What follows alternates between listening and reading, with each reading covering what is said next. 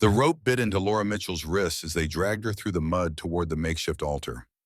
Her black mourning dress, already torn from 3 days of captivity, caught on every bramble and stone. The men who held her arms spoke in low, satisfied murmurs about justice finally being served, about debts being paid, about a fat widow getting what she deserved. The mountain loomed above them, its peak shrouded in storm clouds that seemed to mirror the darkness settling over her soul. She had buried her husband Thomas only 2 weeks ago, and now these men claimed she owed them his gambling debts. Debts she knew nothing about. Debts that apparently could only be settled by forcing her into marriage with whoever would take her. The altar was nothing more than a wooden crate draped with a stained cloth. A man in a threadbare coat stood behind it, clutching a Bible with pages so worn they fluttered in the mountain wind. This was not the church wedding she had dreamed of as a girl. This was punishment disguised as ceremony. Peter Young, the leader of the men who had taken her from her cabin, spat tobacco juice into the dirt and wiped his mouth with the back of his hand. His eyes held no mercy, only the cold calculation of a man collecting on a debt. He had explained it to her during the long ride up the mountain. Thomas had borrowed heavily to fund his failed mining venture. The money had come from dangerous men who did not accept excuses or pleas for mercy. Laura's legs shook as they forced her to stand before the makeshift altar. Her mind raced through the events that had brought her here. The quiet knock on her door 3 nights ago. The rough hands that had seized her when she answered. The long journey up treacherous mountain paths while her captors debated her fate. They had settled on marriage because, as Peter Young had explained with a cruel smile, a married woman's debts became her husband's responsibility. The wind picked up, sending her dark hair whipping across her face. She tried to speak, to protest, but the words caught in her throat. What was the point? These men had already decided her future. They had already chosen her punishment for the crime of being Thomas Mitchell's widow. Before we see how this ends, tell us where you are watching from and hype this video in the comments. The sound of approaching hoofbeats made everyone turn. Through the mist that clung to the mountainside, a lone rider emerged. He sat tall in his saddle, his broad shoulders outlined against the gray sky. Even at a distance, Laura could see the deliberate way he moved, as if every action was carefully considered. This was not a man who acted on impulse or emotion. Jose Robinson had heard about the forced wedding from a trader who had passed through his camp 2 days earlier. The trader had spoken of it as entertainment, a spectacle worth witnessing.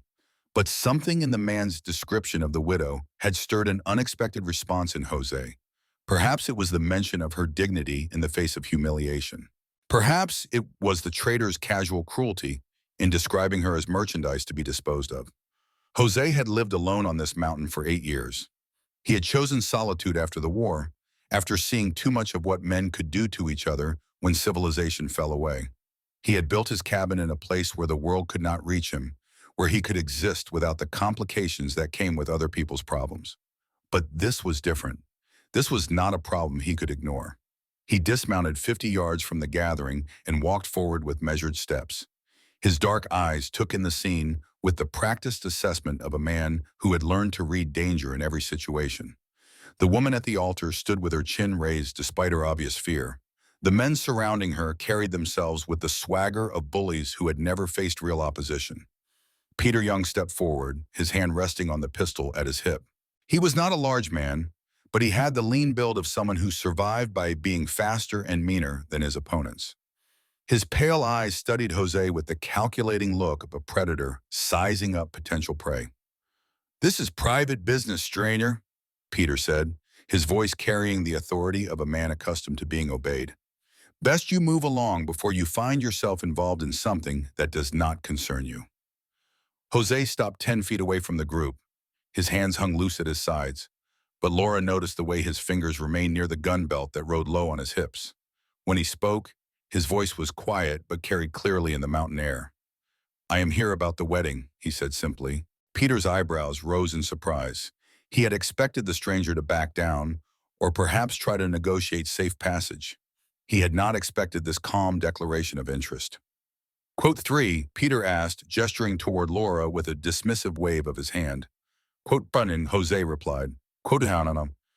Laura felt her heart sink. Another creditor. Another man who saw her as nothing more than a means to collect what was owed. She closed her eyes and tried to prepare herself for whatever fresh humiliation was about to unfold. But Jose's next words surprised everyone present. "I will take the debt," he said, "and the woman." The silence that followed stretched like a taut wire ready to snap. Laura's eyes flew open, and she stared at this stranger who had just claimed ownership of her life with the same casual tone another man might use to purchase livestock. He was tall and solid, with the weathered look of someone who spent his days outdoors. His dark hair was longer than fashion dictated, and his beard was neatly trimmed but showed signs of gray at the edges. There was something in his bearing that spoke of military training, a way of holding himself that suggested he was prepared for violence but did not seek it. Peter Young's expression shifted from surprise to suspicion. In his experience, men who made such offers usually had ulterior motives that involved either getting something for nothing or setting up some kind of trick. "The debt is substantial," Peter said carefully. "Thomas Mitchell owed us $800 plus interest for the time it has taken to collect." Jose reached into his coat and withdrew a leather pouch. The sound of coins shifting inside made Peter's eyes narrow with interest. It was more money than most men on this mountain saw in a year. Quote chapter 10, Jose said. Quote 11, Peter hesitated. In truth, most of Thomas Mitchell's debt existed only in verbal agreements and the kind of handshake deals that were common among the miners and gamblers who worked these mountains. But he had learned long ago that confidence could substitute for documentation when dealing with people who had no other options. "The debt is legitimate," Peter said. "Ask anyone who knew Thomas Mitchell. He borrowed money he could not repay, and now someone has to settle his accounts." Laura found her voice at last. "I never agreed to any of this," she said, her words coming out stronger than she had expected. "Thomas may have owed money, but that does not give you the right to sell me like property." Peter's hand moved closer to his gun. "Quote 16, he said. Quote 17, Laura demanded. Quote dinged. Jose watched this exchange with growing interest. The woman had spirit, even in the face of overwhelming odds. Most people in her situation would have collapsed under the pressure or tried to bargain for mercy. Instead, she was challenging the very foundation of their authority. Peter's face darkened with anger. He was not accustomed to having his decisions questioned, especially by women. "The law of the mountain," he said. "The law that says debts get paid one way or another." "That is not law," Jose said quietly. "That is convenience." All eyes turned to him. Peter's hand was now resting openly on his pistol grip, and two of his men had moved to flank Jose from either side. The tension in the air was thick enough to taste. "Go out there, Fawn," Peter said. Quote, "Tuan," Jose replied. Quote, "Trinan." He opened the leather pouch and began counting out gold coins onto a flat rock near the altar. The metallic clinks seemed unnaturally loud in the mountain stillness. Laura watched in fascination as the pile grew. She had never seen so much money in one place. Quote 27, Jose said when he finished counting. Quote 28. Peter stared at the goal with undisguised greed. It was more than he had hoped to collect, even if he had managed to force the widow into marriage with one of his associates. But something about the stranger's calm demeanor made him suspicious. "Why?" Peter asked. "Why would you pay another man's debts for a woman you do not even know?" Jose looked at Laura for the first time since making his offer. She met his gaze with a mixture of wariness and curiosity. Her brown eyes held intelligence and strength, despite the fear that shadowed them. She was not beautiful in the conventional sense, but there was something compelling about her face, something that spoke of character and resilience. "Every man needs a wife," Jose said simply, "and every woman deserves better than this." Laura felt a strange mix of emotions at his words. Relief that someone was offering her escape from Peter Young's crude justice, fear of what this stranger might expect in return for his intervention, and something else, something she could not quite identify, at the matter-of-fact way he had spoken of her, deserving better. Peter looked from the gold to Jose to Laura, calculating his options.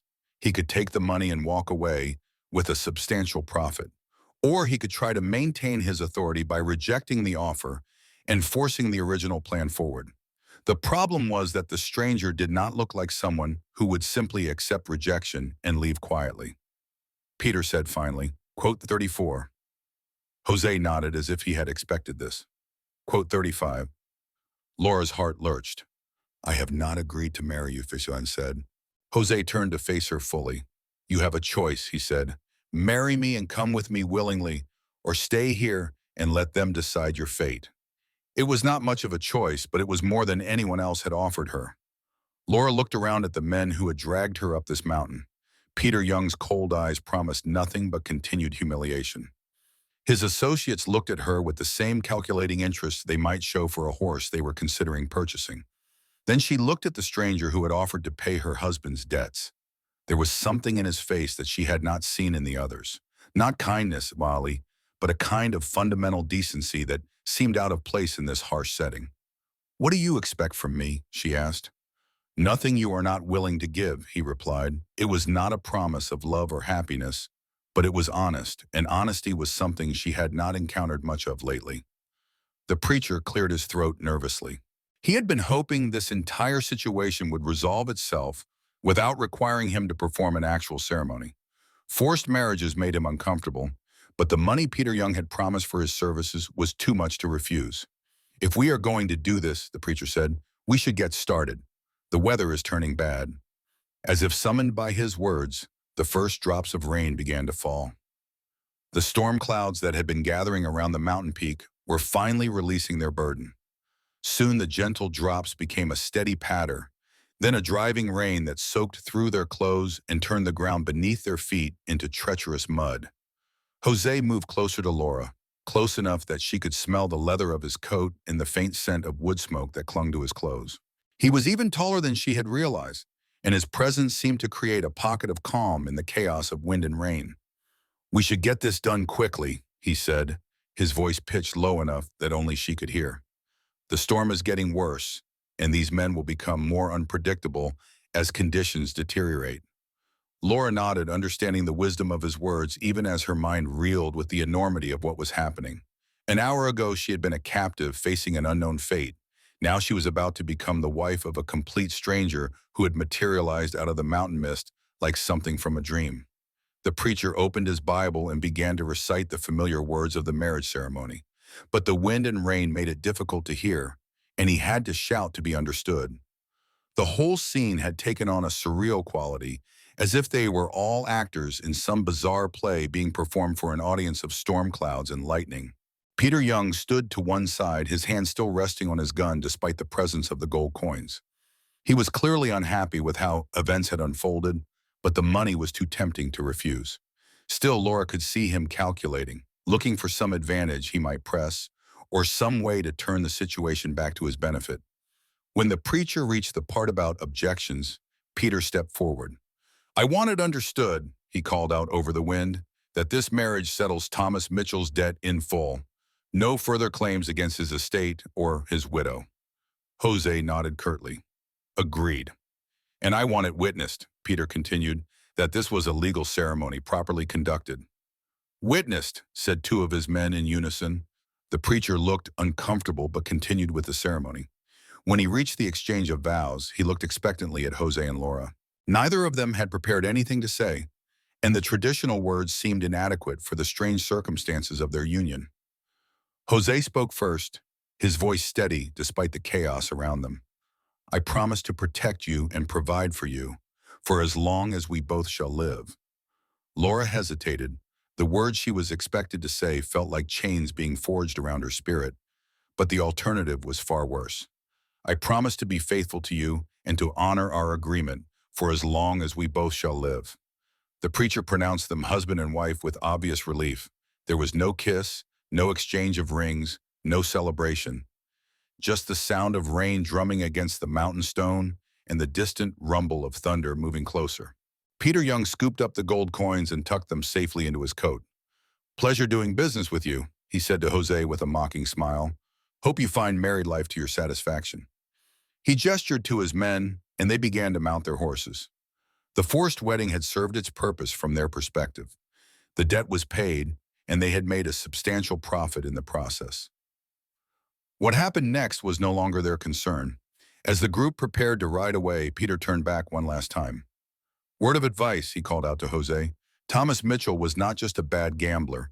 He was a man who made enemies easily and friends rarely. You might want to keep that in mind.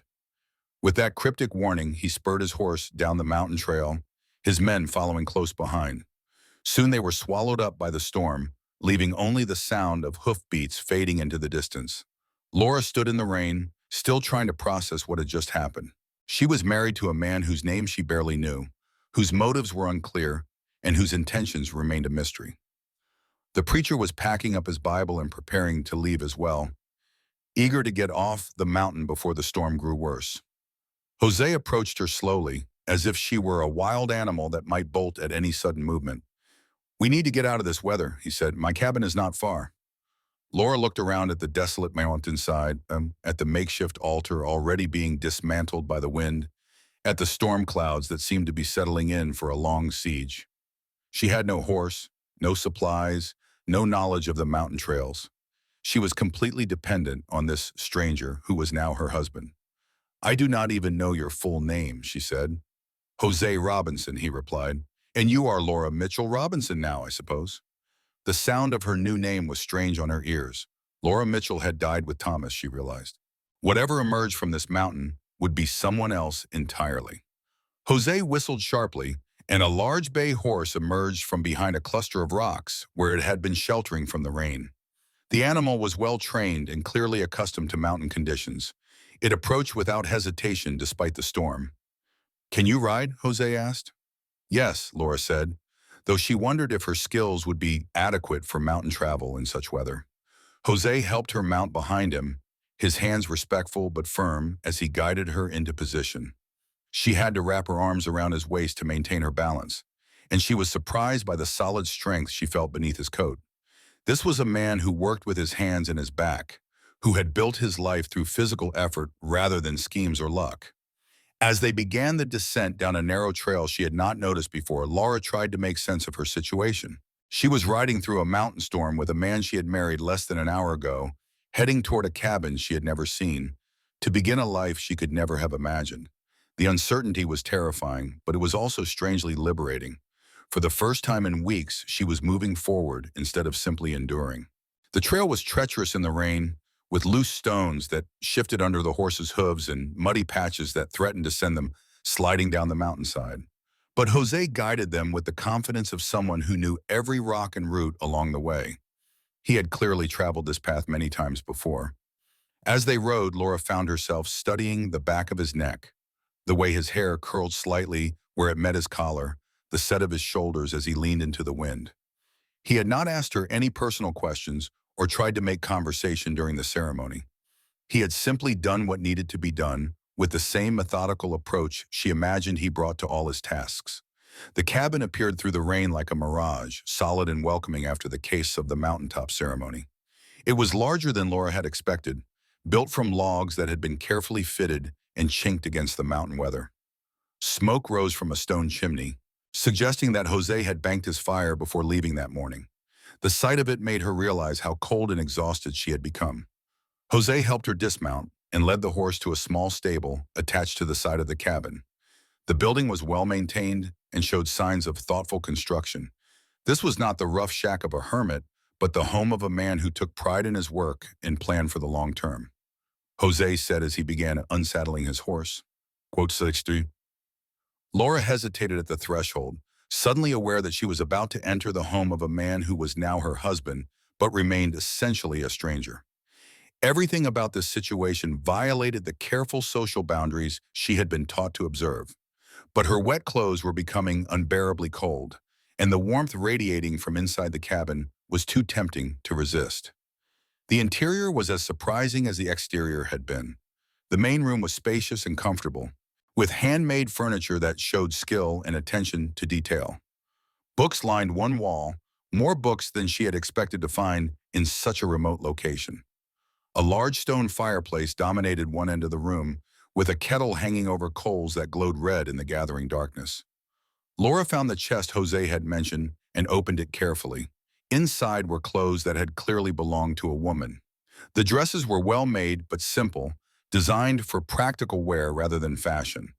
They were also several sizes smaller than what Laura would need, suggesting they had belonged to someone more petite. She selected a wool dress that looked like it might fit with some adjustments, and retreated to a small alcove she assumed was meant for privacy. As she changed out of her wet morning clothes, she wondered about the woman who had worn these garments before her.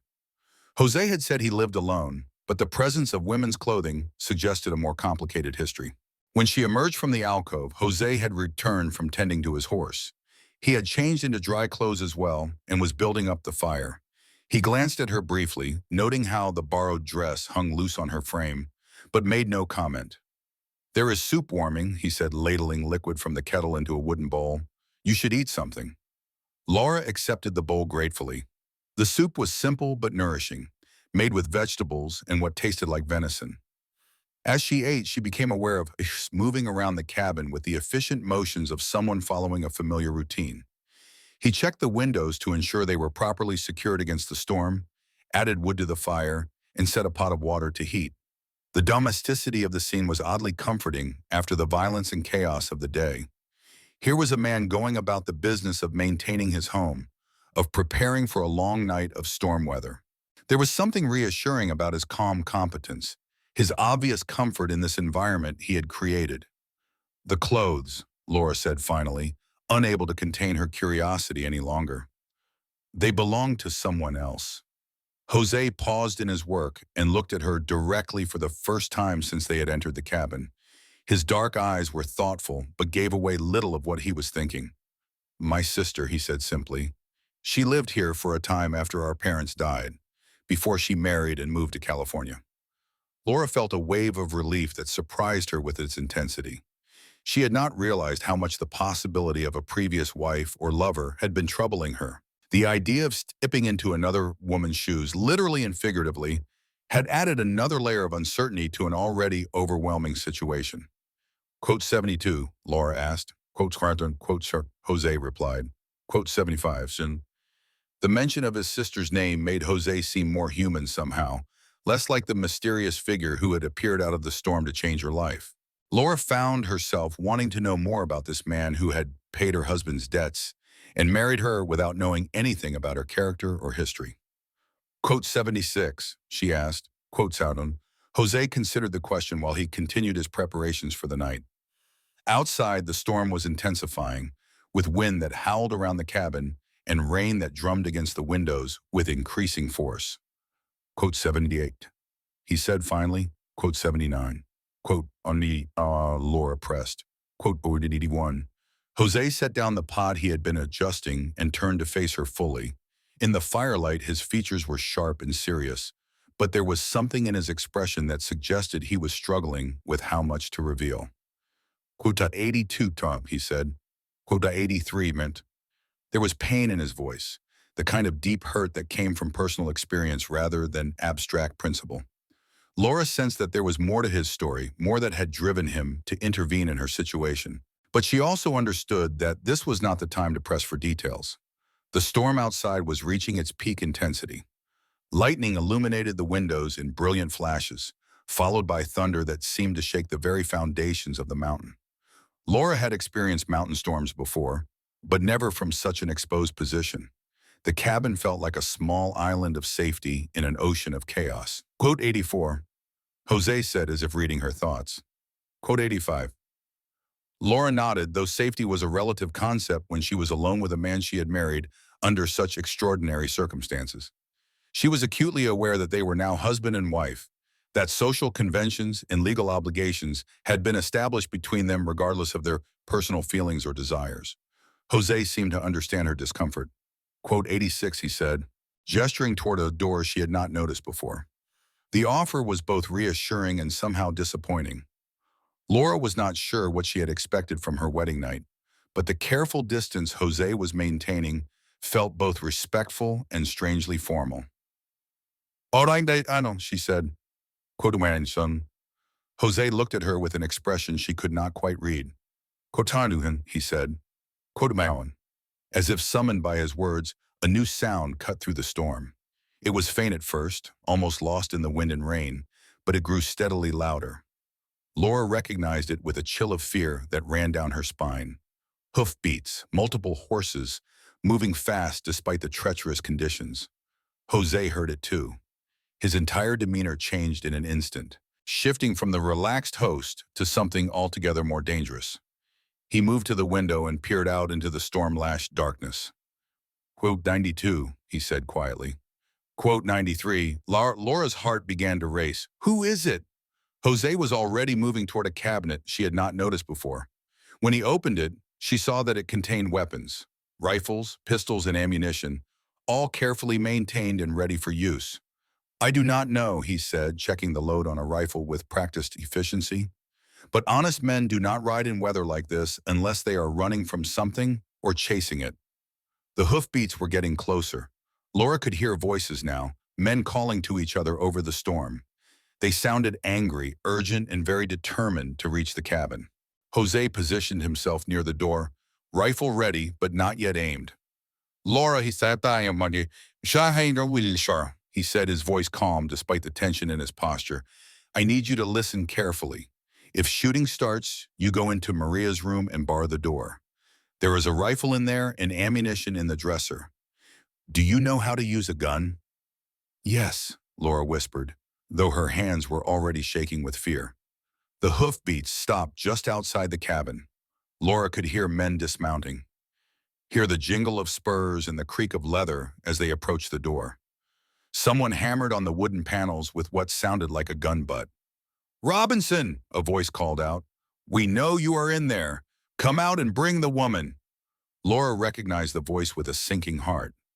Peter Young had returned, and he had brought more men with him. The gold had not been enough after all.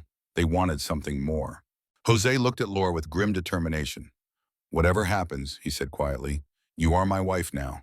That means something on this mountain. Remember that. The hammering on the door resumed, more violent this time. Laura could hear the wood beginning to splinter under the assault. The door exploded inward with a crash that sent splinters flying across the cabin floor. Peter Young stepped through the wreckage, water streaming from his coat and hat, his pale eyes scanning the interior with predatory intensity.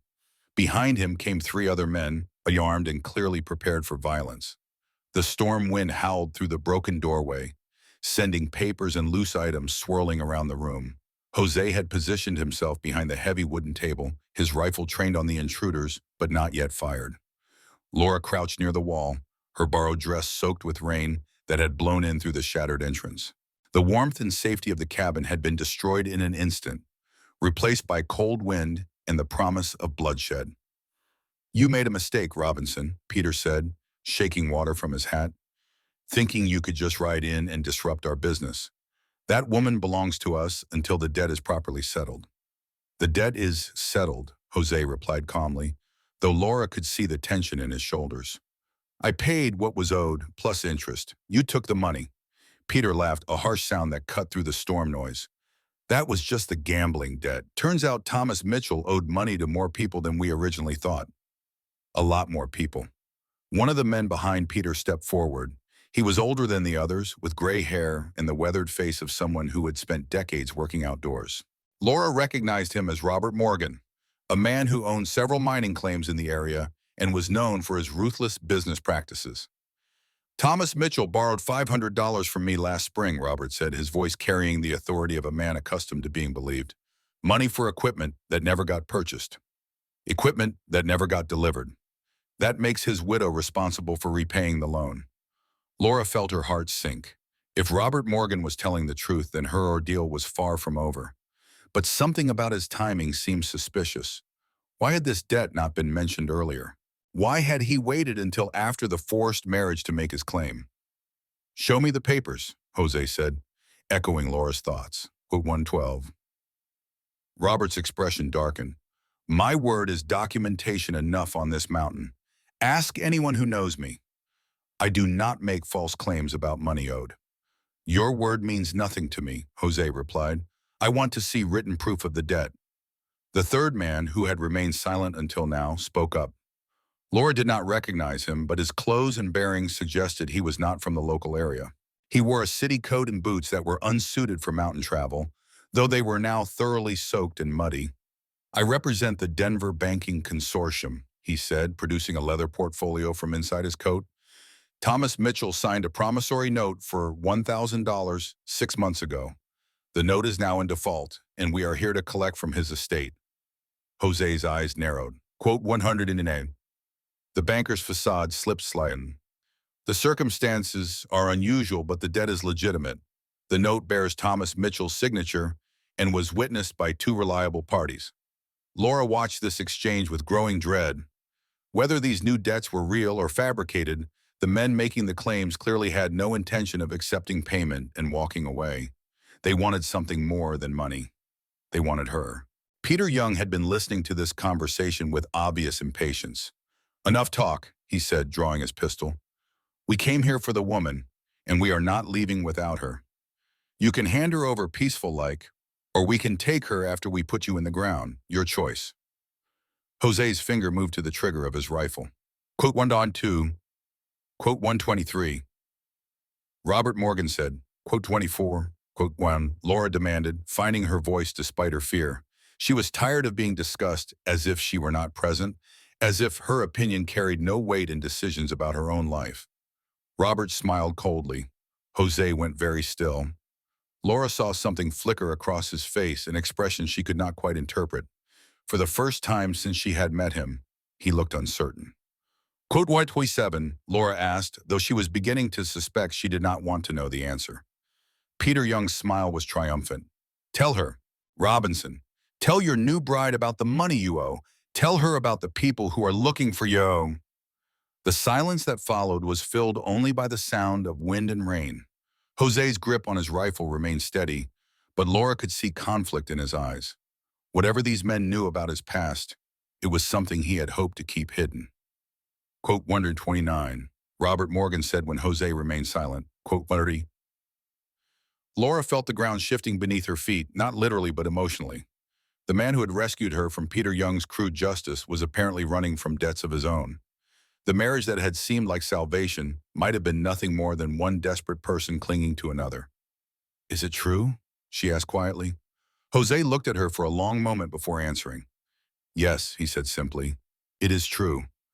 The admission hit Laura like a physical blow.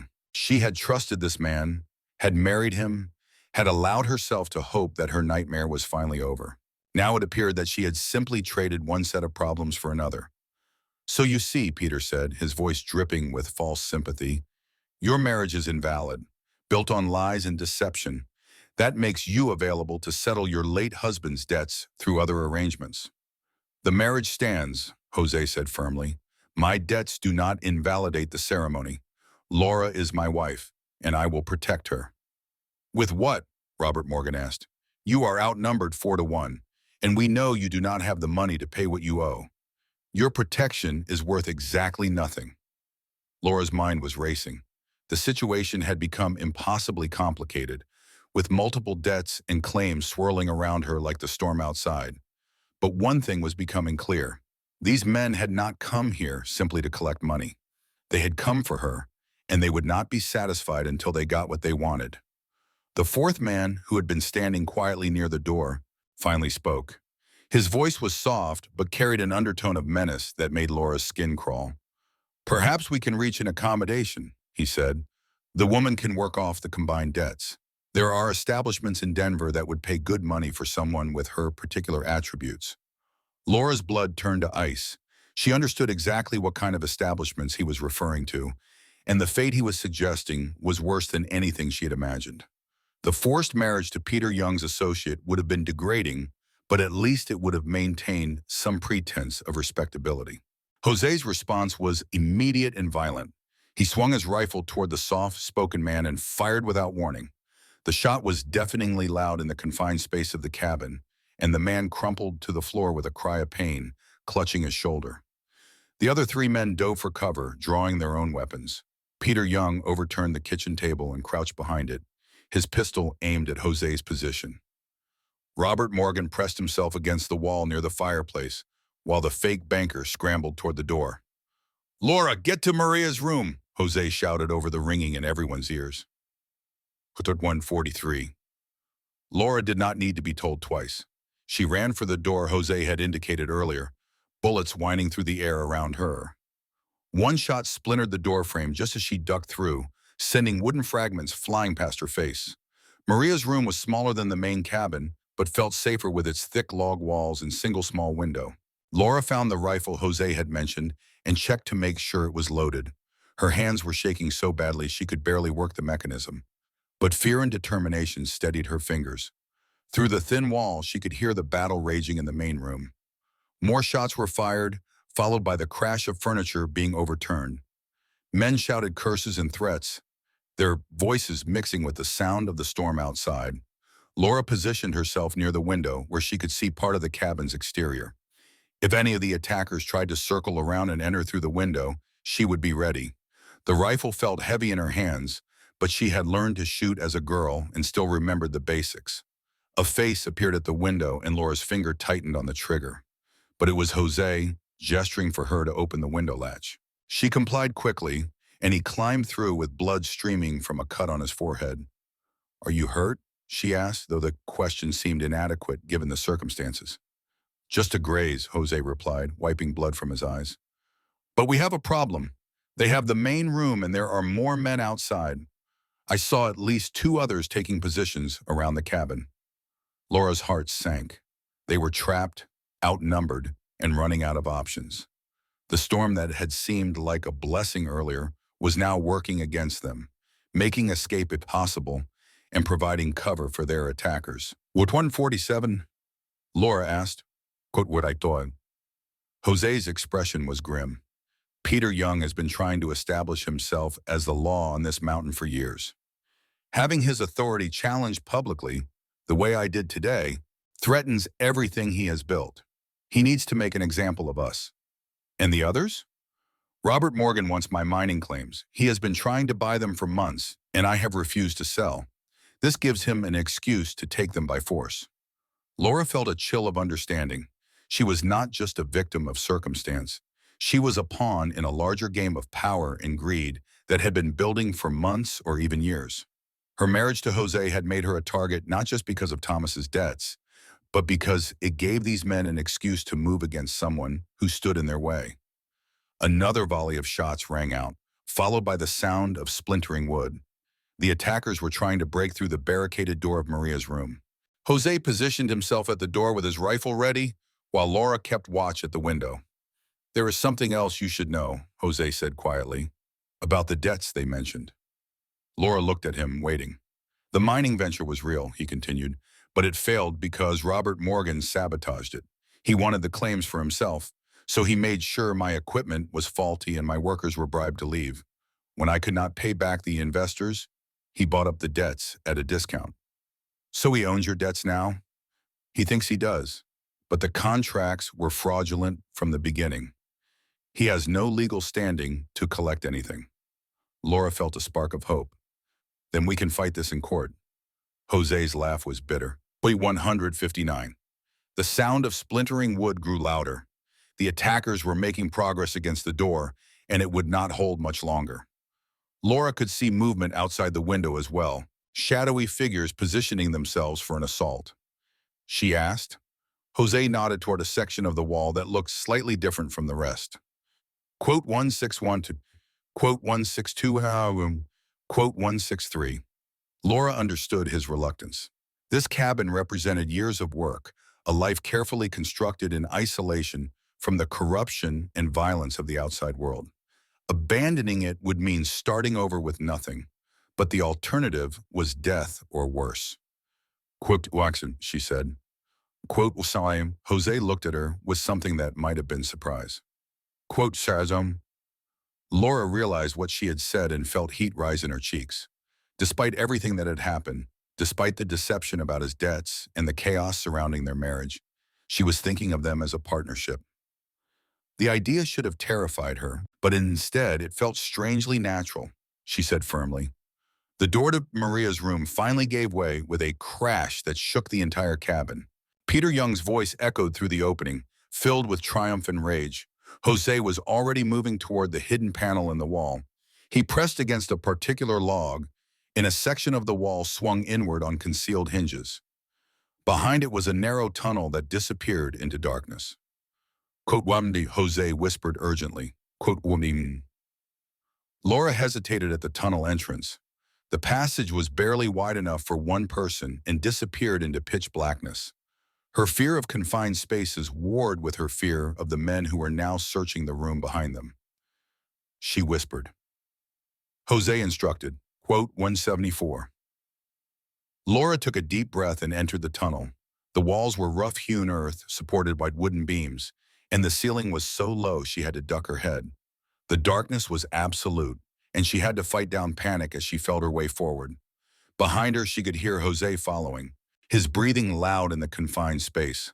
Further back, she heard shouts as the attackers discovered the hidden entrance. They would be in pursuit within minutes.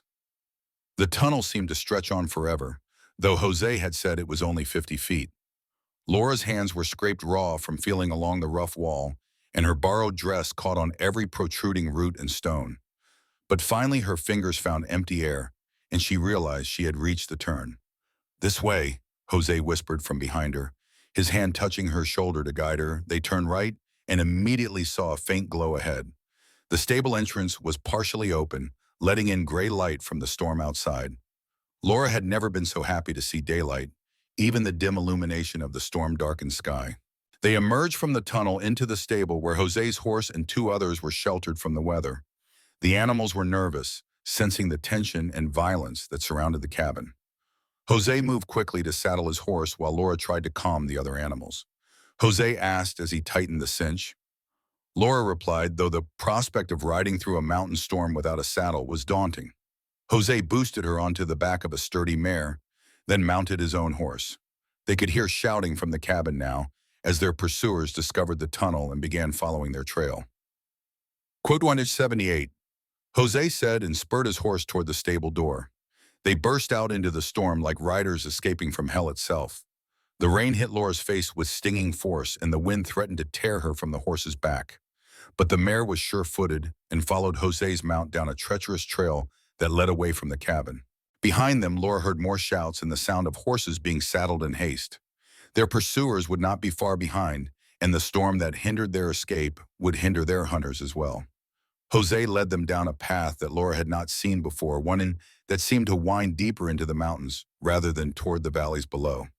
The trail was narrow and dangerous, with steep drops on one side and loose rock on the other.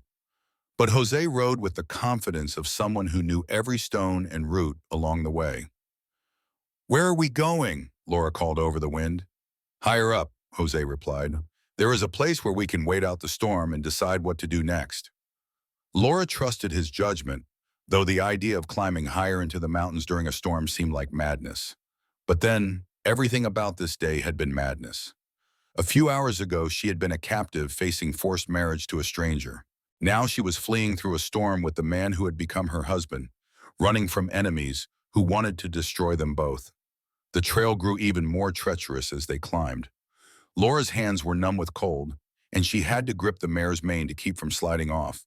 The borrowed dress was no protection against the mountain weather, and she was soaked through within minutes. But Jose seemed to know where he was going. He guided them along ledges that Laura would not have believed could support a horse, through narrow passages between towering rocks, up slopes that seemed almost vertical. The man had clearly spent years exploring these mountains, learning every secret path and hidden refuge. After what felt like hours but was probably only 30 minutes, Jose called a halt. They had reached a small plateau protected by overhanging rocks that formed a natural shelter. It was not completely dry, but it was out of the worst of the wind and rain. Jose helped Laura dismount, and she nearly collapsed as her legs gave way. The combination of cold, fear, and exhaustion had taken its toll. Jose caught her before she could fall and helped her to a relatively dry spot against the rock wall. "We should be safe here for a while," he said, unsaddling his horse. "The trail we just climbed is not visible from below, and few people know it exists." Laura wrapped her arms around herself, trying to generate some warmth. The wet dress clung to her skin, and she was shivering so violently she could barely speak. Jose noticed her condition and immediately began gathering dry wood from a pile he had apparently left here during previous visits. Within minutes, he had a small fire burning in a sheltered alcove, the smoke dispersing through cracks in the rock above. "Get out of those wet clothes," he said, not looking at her directly. "There are blankets in my saddlebags." Laura hesitated, acutely aware that they were alone in an isolated place and that Jose was still essentially a stranger to her. But the cold was becoming dangerous, and modesty seemed less important than survival. She retreated to the far side of the shelter and changed out of the soaked dress, wrapping herself in the wool blankets Jose had provided. The warmth was immediate and blessed, and she felt some of her strength returning. When she emerged from behind the rocks, Jose had laid out their few supplies and was checking his weapons. The firelight played across his face, highlighting the strong lines of his jaw and the concern in his dark eyes. "How long can we stay here?" Laura asked. "As long as necessary," Jose replied. "There is a spring nearby for water, and I have cached supplies here for emergencies. We could survive for weeks if we had to." Laura absorbed this information, trying to understand what it meant for their future. "And then what? We cannot hide in these mountains forever." Jose was quiet for a long moment, staring into the fire. "I have been thinking about that," he said finally.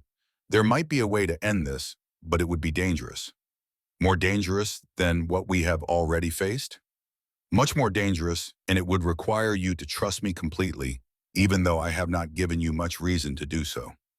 Laura studied his face in the firelight. Despite the deception about his debts, despite the violence and chaos that had followed their marriage, she found that she did trust him. He had risked his life to protect her, had given up his home and possessions rather than abandon her to Peter Young's mercy. She said. Jose fed another piece of wood to the fire before answering.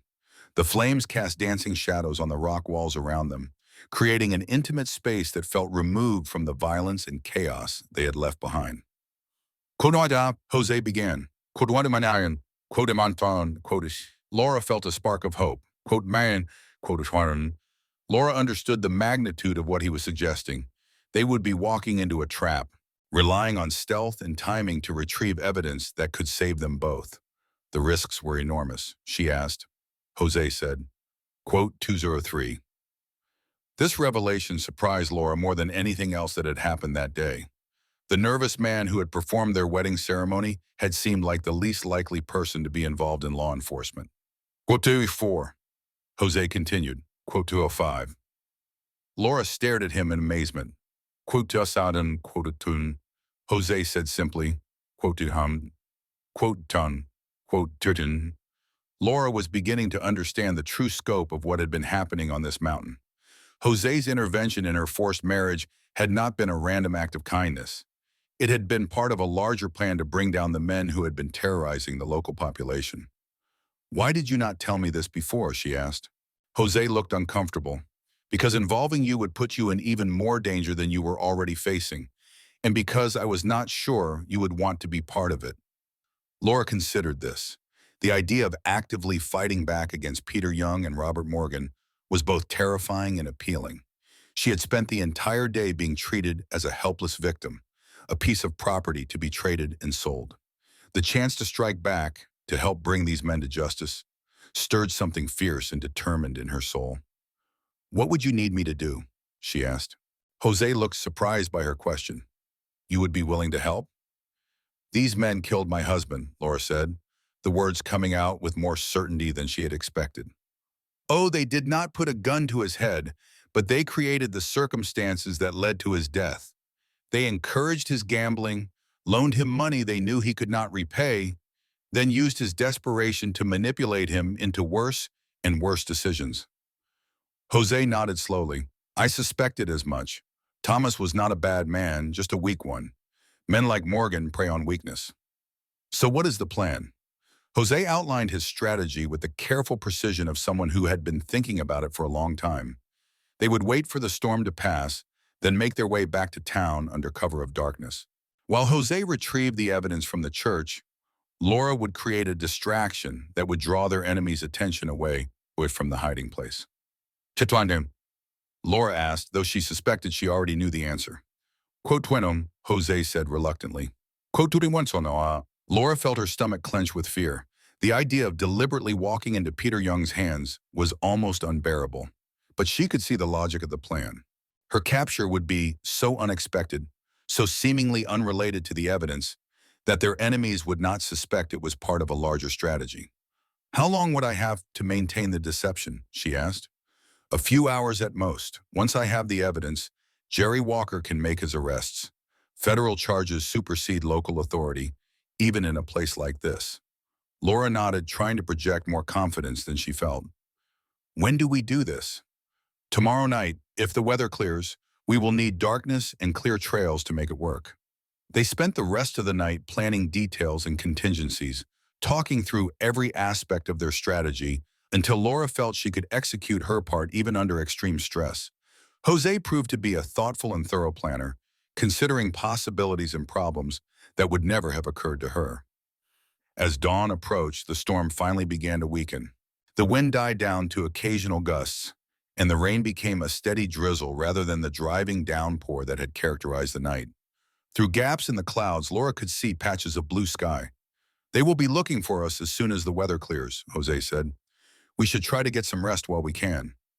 Laura curled up in her blankets near the fire, but sleep seemed impossible.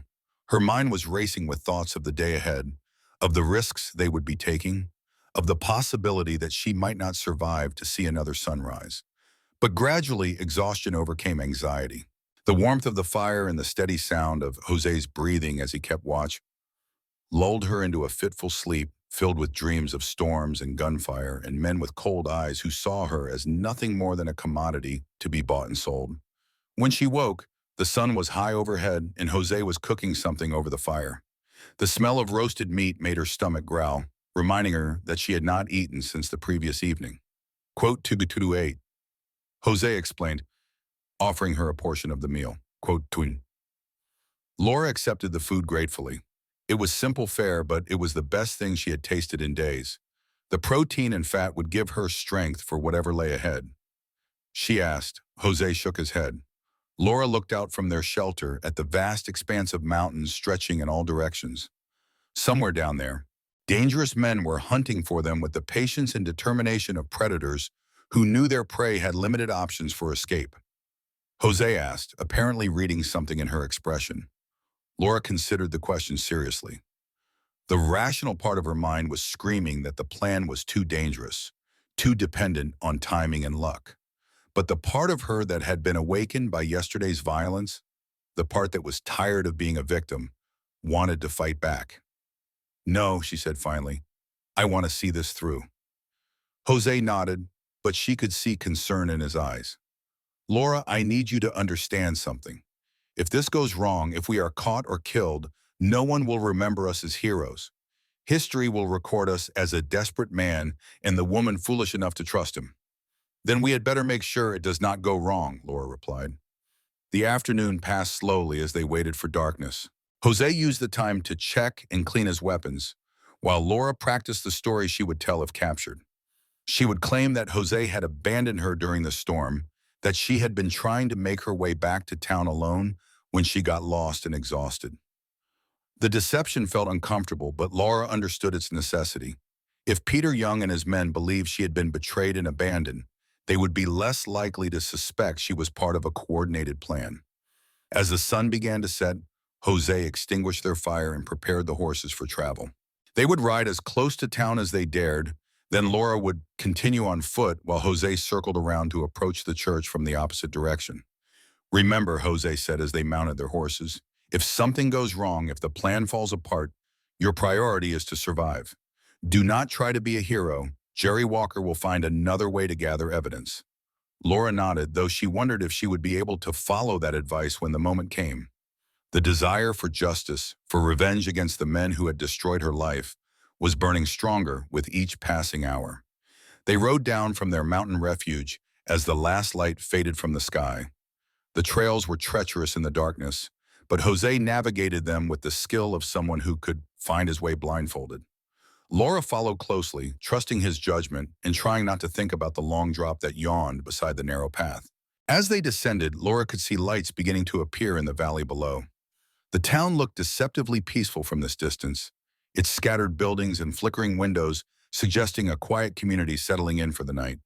But she knew that beneath that placid surface, dangerous men were planning violence and revenge. They stopped at a grove of trees about a mile from the town's edge. This was where they would part ways, where Laura would begin the most dangerous part of their plan. Quote 239, Jose asked, his voice barely audible in the darkness. Laura took a deep breath, trying to calm her racing heart. Quote 2 Ford.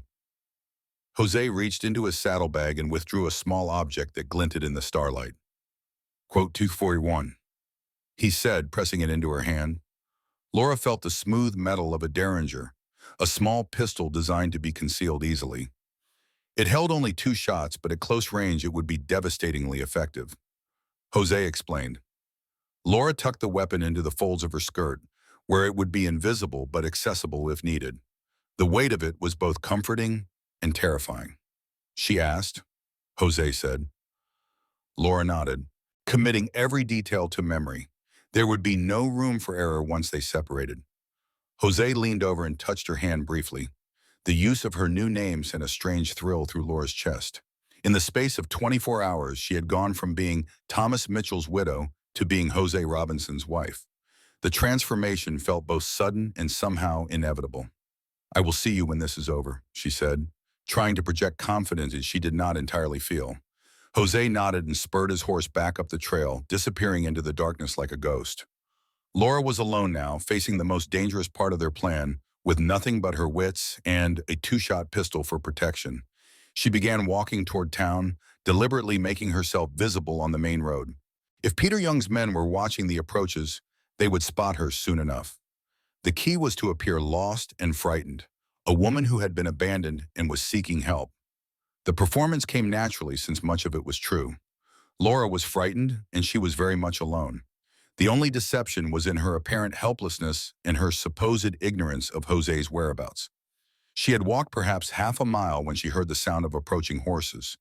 Her heart began to race, but she forced herself to continue walking at the same steady pace. Running now would only make her look guilty. The riders emerged from the darkness ahead of her, 3 men on horseback who blocked her path. Even in the dim starlight, Laura recognized Peter Young's lean silhouette and cold voice. What, 249? Peter said, dismounting and approaching her slowly. Quote 250.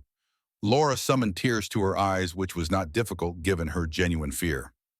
Quote 250, she said, her voice shaking. Quote Tofu.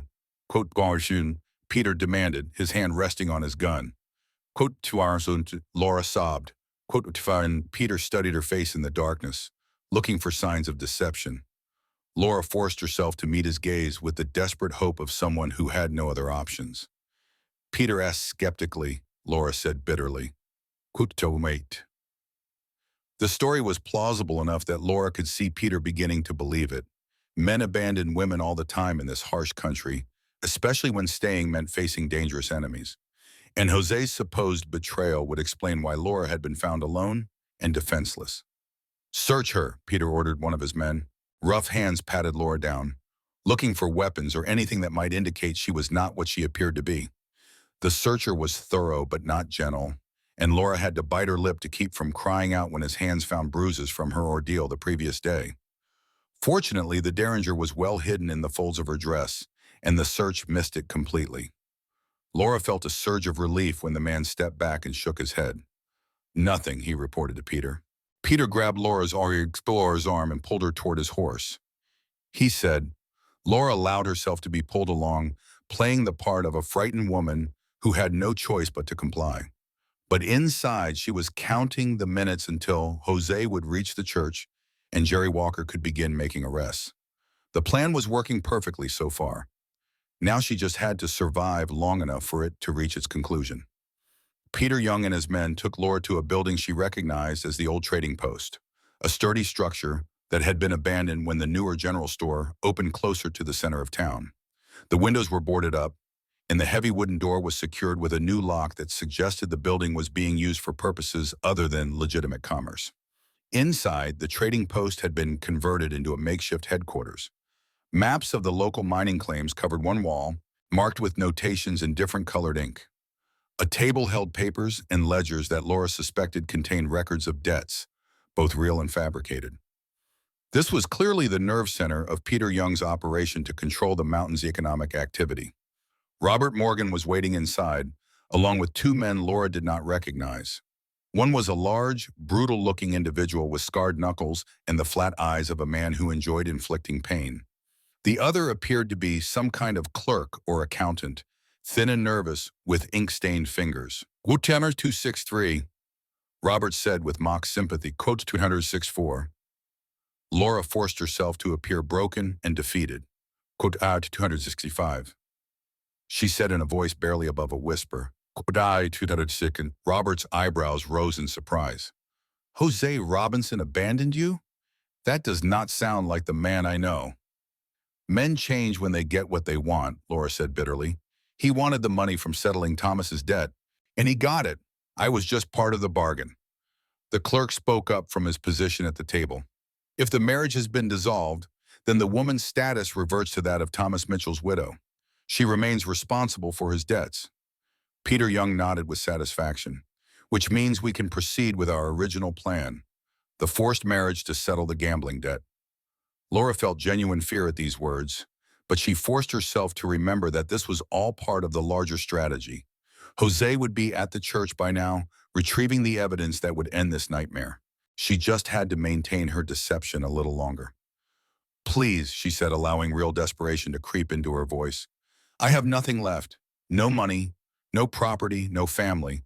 What more can you possibly want from me? Robert Morgan smiled coldly. We want justice, Mrs. Mitchell. Your husband stole from good people, and someone has to pay the price for his crimes. Thomas never stole anything, Laura protested, though she kept her voice weak and defeated.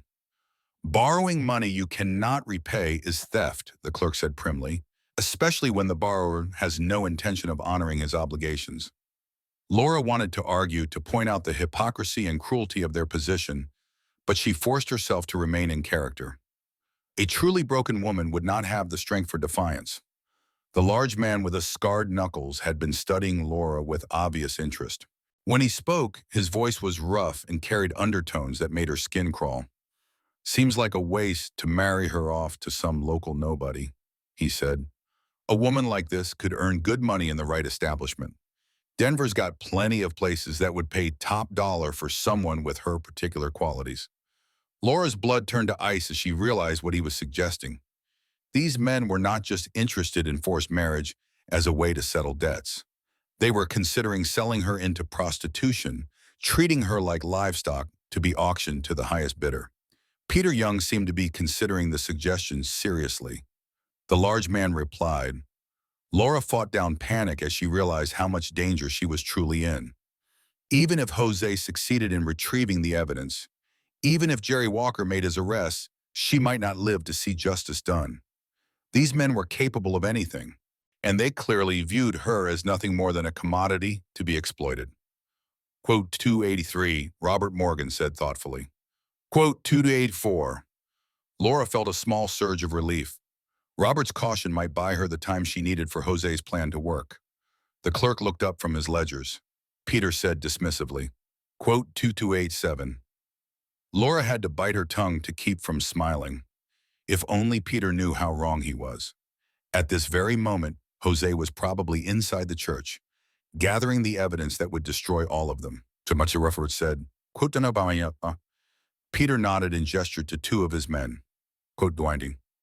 Laura's heart sank as she realized this complication could interfere with Jose's plan. If guards were watching the street, it would be much harder for him to reach the church undetected. She began to pray that he had already retrieved the evidence and was safely away. The large man was still staring at Laura with undisguised hunger. What did quote 292, Peter said, pointing toward a door Laura had not noticed before. Quote 2093. Two men grabbed Laura's arms and began dragging her toward the back room. She did not have to feign resistance. Her fear was genuine and overwhelming. But she also had to be careful not to fight too hard, or they might search her more thoroughly and discover the derringer hidden in her dress. The back room was small and windowless, with walls made of thick logs that would muffle any sounds from inside. A single oil lamp provided dim illumination, casting dancing shadows that made the space feel like a cell. There was a cot in one corner and a bucket in another, suggesting that this room had been used to hold prisoners before. Make yourself comfortable, Peter said with mock courtesy as they shoved Laura inside. We will let you know when we have decided your fate. The door closed with a heavy thud, followed by the sound of a bar being dropped into place. Laura was trapped, alone in the dark and with nothing but her fear and a two-shot pistol for company. She sat on the cot and tried to calm her racing heart. According to their plan, Jose should be at the church by now. Jerry Walker would be preparing to make arrests based on the evidence Jose retrieved. Soon she would hear the church bell ring 3 times, signaling that the nightmare was finally over. But as the minutes stretched into what felt like hours, Laura heard no bell. Instead, she heard the murmur of voices from the main room, the sound of more men arriving, and the general activity of people preparing for some kind of action. Something had gone wrong. Jose's plan was not working as intended, and Laura was trapped in the heart of enemy territory with no way to escape and no way to help. She checked the Derringer to make sure it was still secure and accessible. 2 shots. If it came to a fight, she would have to make them count. Outside her prison, she could hear Peter Young's voice giving orders, though she could not make out the specific words. Whatever was happening, it was clear that their enemies were mobilizing for something significant. Laura closed her eyes and tried to think of alternatives, backup plans, anything that might give her a chance of survival if Jose's strategy had failed. But trapped in this windowless room with armed men just outside the door, her options were extremely limited. All she could do was wait and hope that somewhere in the darkness, Jose Robinson was still fighting to save them both. The sound of heavy footsteps in the main room grew louder, accompanied by voices Laura had not heard before. Through the thick door, she could make out fragments of conversation that made her blood run cold. Quote 296, someone was saying. Quote 297, quote 298. Peter Young's voice asked. Not yet, but we are tracking him. He is on foot now, which means he cannot have gone far. Laura's heart sank as she realized what this meant. Jose had been discovered, his plan compromised. Whatever evidence he had hoped to retrieve from the church was now beyond reach, and he was being hunted through the darkness by men who would show no mercy if they caught him. The door to her prison opened, and Peter Young entered with the large man who had suggested selling her to Denver. In the lamplight, Peter's face showed the satisfaction of a predator who had cornered his prey. It seems your husband is not quite as gone as you claimed, Peter said, settling into a chair someone had brought from the main room. In fact, he appears to be skulking around town like a man with unfinished business. Laura forced herself to look confused and frightened. I do not understand. Jose left me on the mountain. Why would he come back here? That is exactly what we intend to find out, Peter replied. And you are going to help us. The large man stepped closer, his scarred hands flexing in a way that suggested he was looking forward to using violence. We can do this the easy way or the hard way, lady. Your choice, Banupus.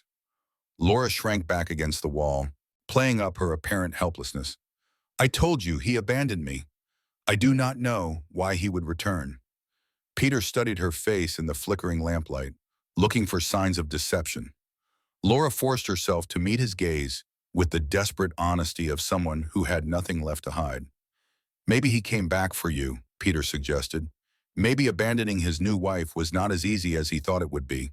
Laura seized on this interpretation since it would explain Jose's presence without revealing their true plan. Quote 309, she said, allowing hope to creep into her voice. Quote 319, quote, the large man said with a harsh laugh. Quote 3, Laura's mind raced as she tried to think of ways to help Jose without revealing her own involvement in their strategy. If he was trapped in town with enemies closing in from all sides, his only hope might be to create enough confusion to slip away in the chaos. There is something else you should know, Peter said, his voice taking on a more serious tone. We found evidence that your husband has been working with federal authorities. Seems he has been gathering information about local business practices. Laura's blood turned to ice. If they knew about Jose's cooperation with Jerry Walker, then the entire operation was compromised. Not only was Jose in immediate danger, but the federal marshal's cover might be blown as well. Laura said truthfully. Peter said, Quote 3 and oid. Laura almost laughed at the description of Peter Young and Robert Morgan as law-abiding citizens making an honest living, but she forced herself to maintain her facade of ignorance and fear. Quote 319, she asked. Peter's smile was cold and dangerous, the kind that could get people hanged if they fell into the wrong hands, which is why we need to find your husband and have a serious conversation with him about his future plans. The large man cracked his knuckles with obvious anticipation. I can make him very talkative given enough time. Laura shuddered at the implications of his words. She had to find a way to warn Jose, to help him escape before these men could capture and torture him. But trapped in this windowless room, she was helpless to do anything but wait and pray. Of course, Peter continued, Robinson might be more cooperative if he knew his wife's safety depended on his honesty. Men can be surprisingly sentimental about the women they marry, even when the marriage was just a business arrangement. Laura realized with growing horror that she was going to be used as bait to lure Jose into a trap. Her capture had not been an unfortunate complication of their plan. It had been the plan all along. Peter Young had been too smart to simply accept her story about being abandoned. He had suspected from the beginning that Jose would return for her. You are going to help us catch him, Peter said, confirming her fears. We will put you somewhere visible, somewhere Robinson is sure to see you. When he comes to rescue his beloved wife, we will be waiting. The large man grinned, showing yellowed teeth, like bait in a trap, simple and effective. Laura forced herself to appear resigned and defeated, though inside she was frantically trying to think of ways to turn the situation to their advantage. If she could warn Jose somehow, if she could signal that it was a trap, he might be able to use their plan against them. Where will you put me? She asked in a small voice. The church, Peter said. Nice and public, where Robinson is sure to spot you. Plus it has symbolic value since that is where you two lovebirds got married. Laura's heart leaped with sudden hope. The church was where Jose had hidden the evidence, where Jerry Walker might still be waiting to help. If she could get there, she might be able to find some way to turn the tables on their captors. But she had to be careful not to show any enthusiasm for this plan. Peter Young was suspicious enough already. She asked quietly, quote 331. Peter said, standing up, quote 30. Two men entered the room and grabbed Laura's arms, hauling her to her feet with unnecessary roughness.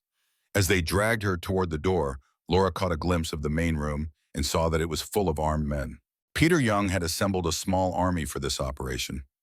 Outside, the night air was cold and sharp after the stuffy atmosphere of the trading post. Laura could see lights in windows throughout the town, suggesting that word of the manhunt had spread and people were staying awake to see how it would unfold.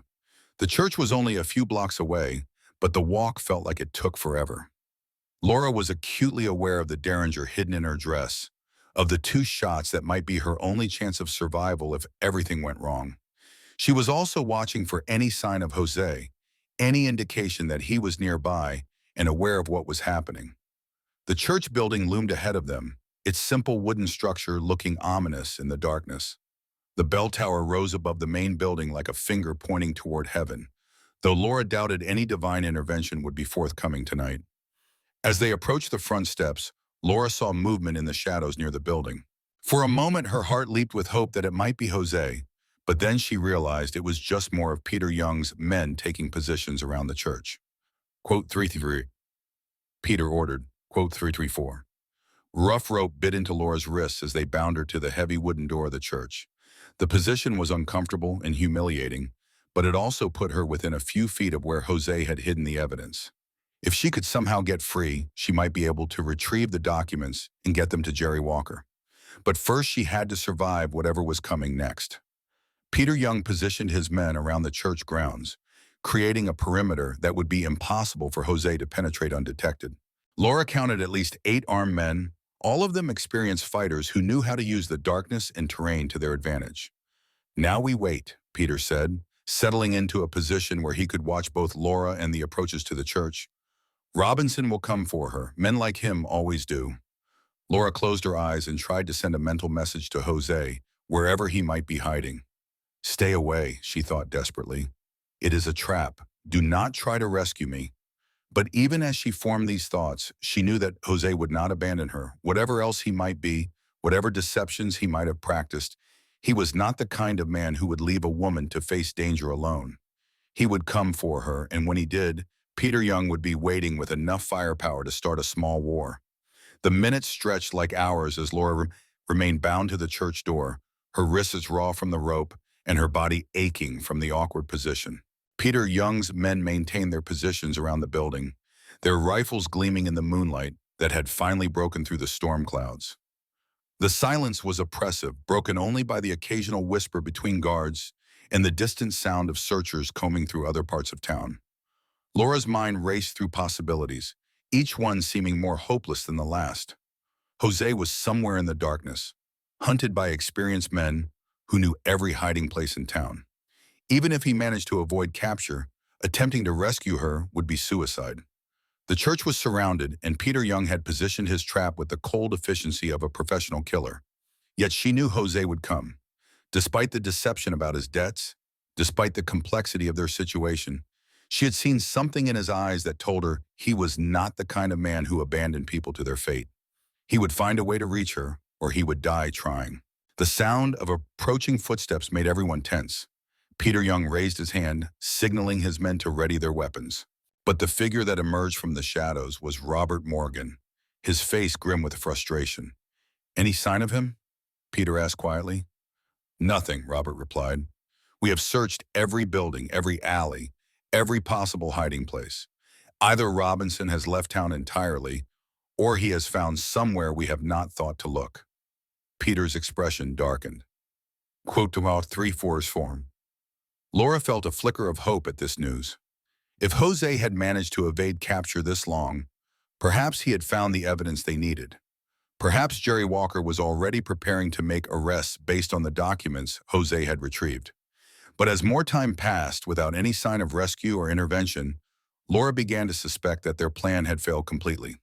The evidence might have been moved, Jerry Walker might have been discovered, or Jose might have been captured despite the lack of visible signs.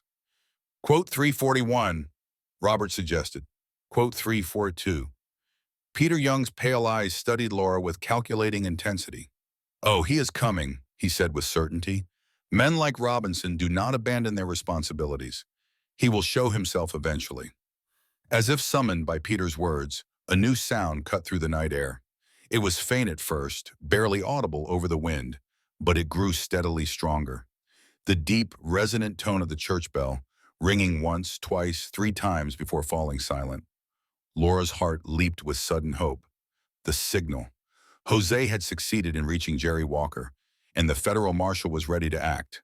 But she had to be careful not to show any reaction that might alert Peter Young to the significance of the bell. "What was that?" one of the guards asked nervously. Peter frowned, clearly troubled by the unexpected sound. "Probably just the wind. Old bell towers make noise in weather like this." But Laura could see doubt in his expression. The bell had rung with too much regularity, too much purpose to be caused by natural forces. Peter Young was suspicious by nature, and the timing of the signal was making him uneasy. "Should we check the bell tower?" Robert asked. "Send 2 men," Peter ordered, "but keep the perimeter intact. If this is some kind of distraction, I do not want Robinson slipping through while we are chasing shadows." 2 guards detached themselves from their positions and moved toward the church entrance, passing close enough to Laura that she could smell the tobacco and whiskey on their breath. They disappeared inside the building, their footsteps echoing in the empty sanctuary. Laura waited, every nerve tense with anticipation. If Jerry Walker was inside the church, if he was ready to make arrests based on the evidence Jose had gathered, then her ordeal might finally be coming to an end. But she also knew that federal marshals preferred to work with backup, and Jerry Walker was alone in hostile territory. The minutes ticked by with agonizing slowness. The 2 guards who had entered the church should have returned by now, should have reported whether they found anything suspicious in the bell tower. Their continued absence was making Peter Young increasingly agitated. "Something is wrong," he muttered, his hand moving to his gun. "They should have been back by now." Robert Morgan was scanning the darkness around the church, looking for any sign of movement or threat. "Maybe they found something worth investigating. Or maybe they found more than they bargained for," Peter replied grimly. The sound of breaking glass from inside the church made everyone freeze. It was followed by a muffled shout, then silence. Peter Young's face went white with rage as he realized his carefully laid trap was being turned against him. He snarled. Laura's heart was pounding so hard she was afraid the guards might hear it.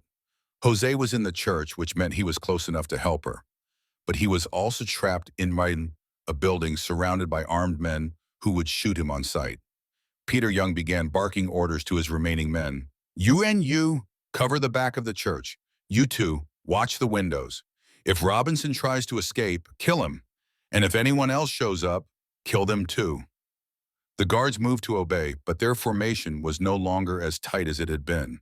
Peter's paranoia was working against him, spreading his men too thin as he tried to cover every possible escape route. Laura tested the ropes binding her wrists, looking for any weakness or slack that might allow her to work free. The bonds were tight, but the constant pulling had stretched them slightly.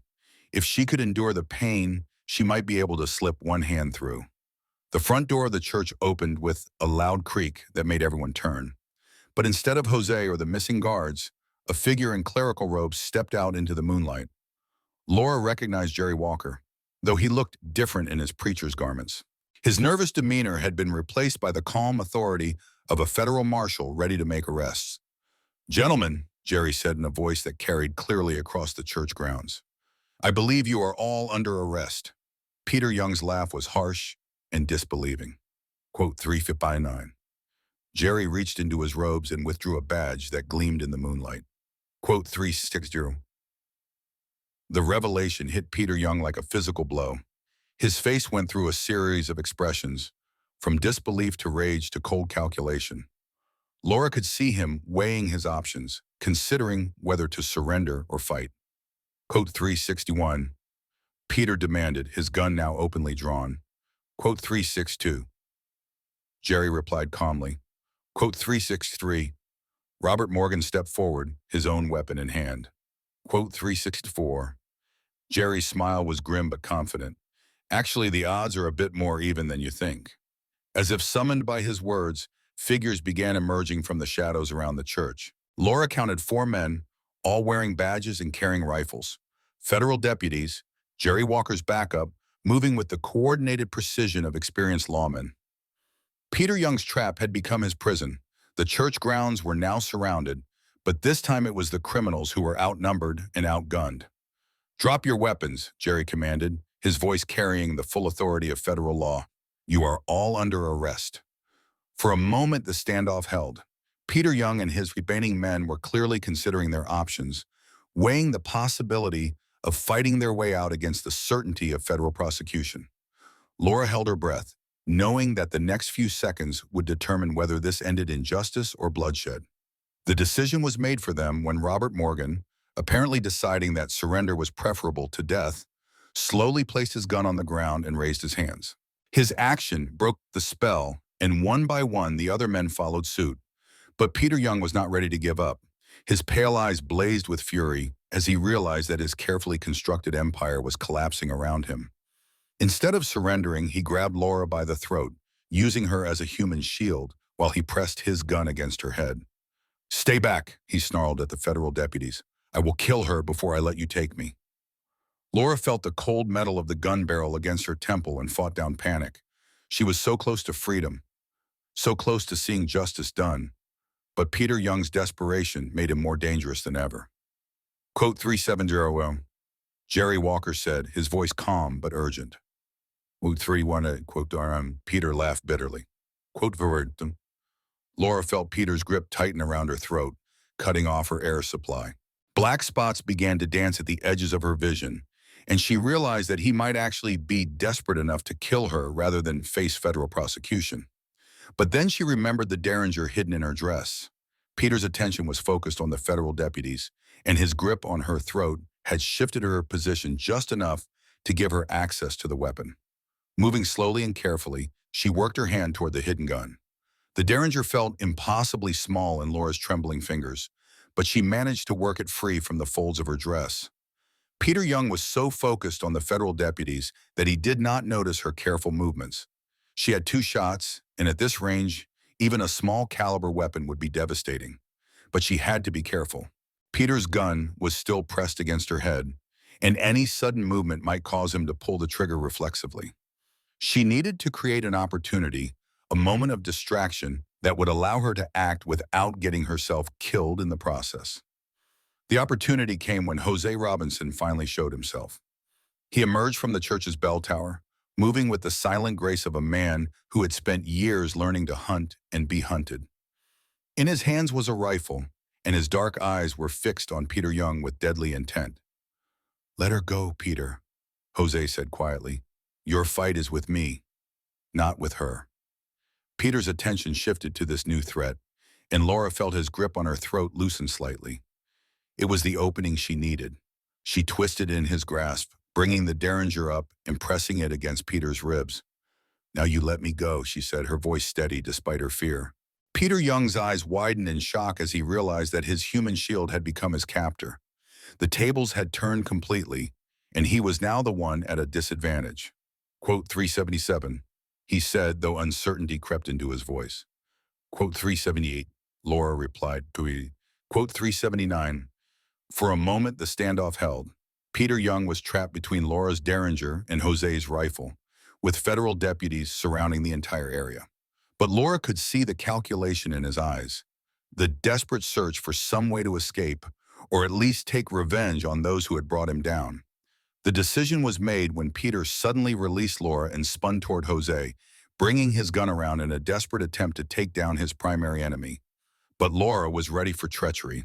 The derringer fired with a sharp crack, the small bullet finding its mark in Peter's shoulder and spinning him around. Jose's rifle boomed a split second later, and Peter Young crumpled to the ground, his weapon flying from nerveless fingers. The sound of the shots echoed off the church walls, then faded into silence. Jerry Walker and his deputies moved quickly to secure the scene.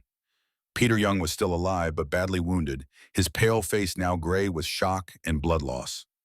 Robert Morgan and the other criminals were taken into custody without further resistance, their fight gone out of them with their leader's fall. Laura stood in the moonlight, the smoking derringer still in her hand, trying to process what had just happened.